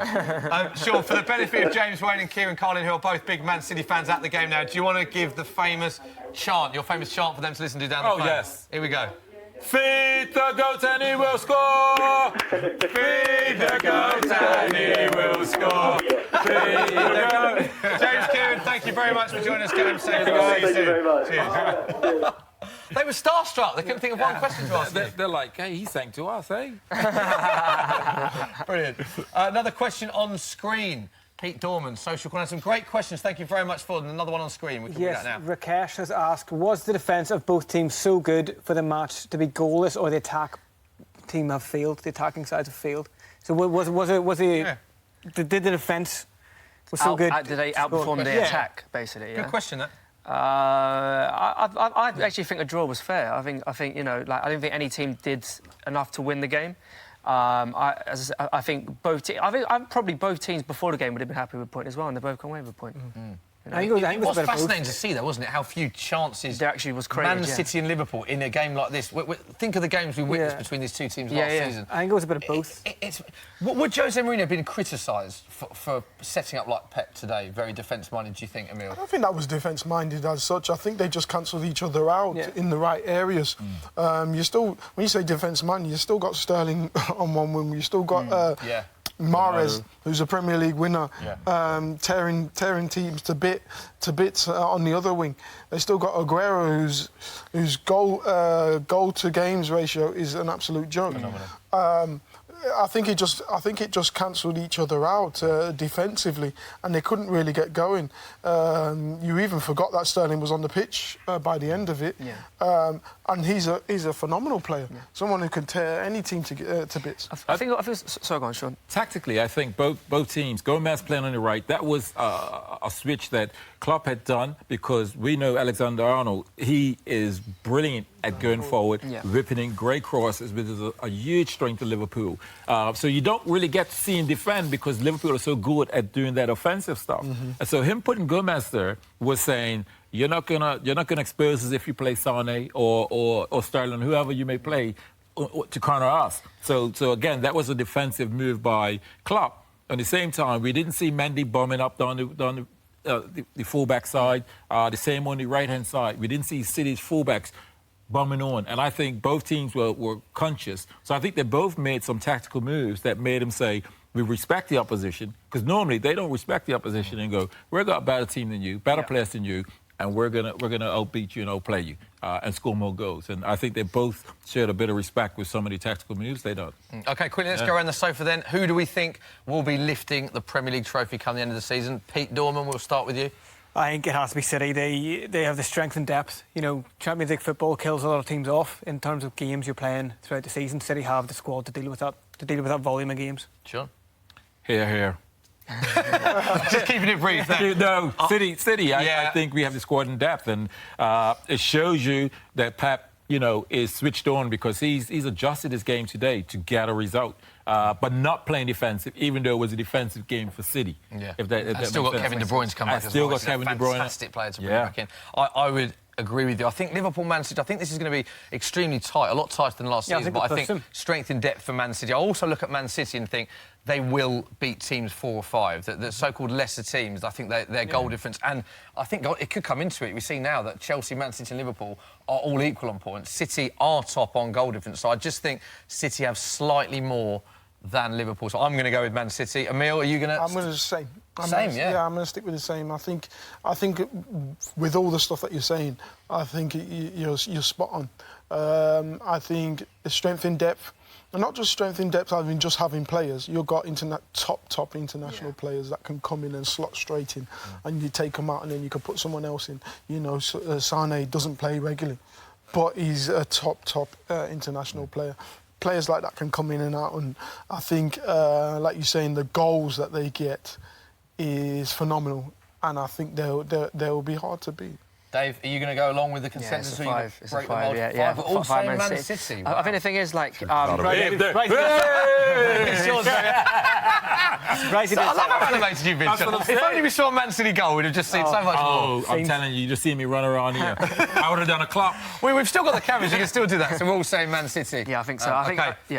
Sadly, that's all we had time for. Great show. Shame there wasn't any goals, but great show. Thank you very much, Pete Dorman, Shaun Goater, Emile Heskey, Dave Jackson, for joining us. The match did end 0-0. Thank you very much for all your brilliant comments as well. We'll be back on Saturday, October the 20th, for another Football Social. See you then. Bye-bye.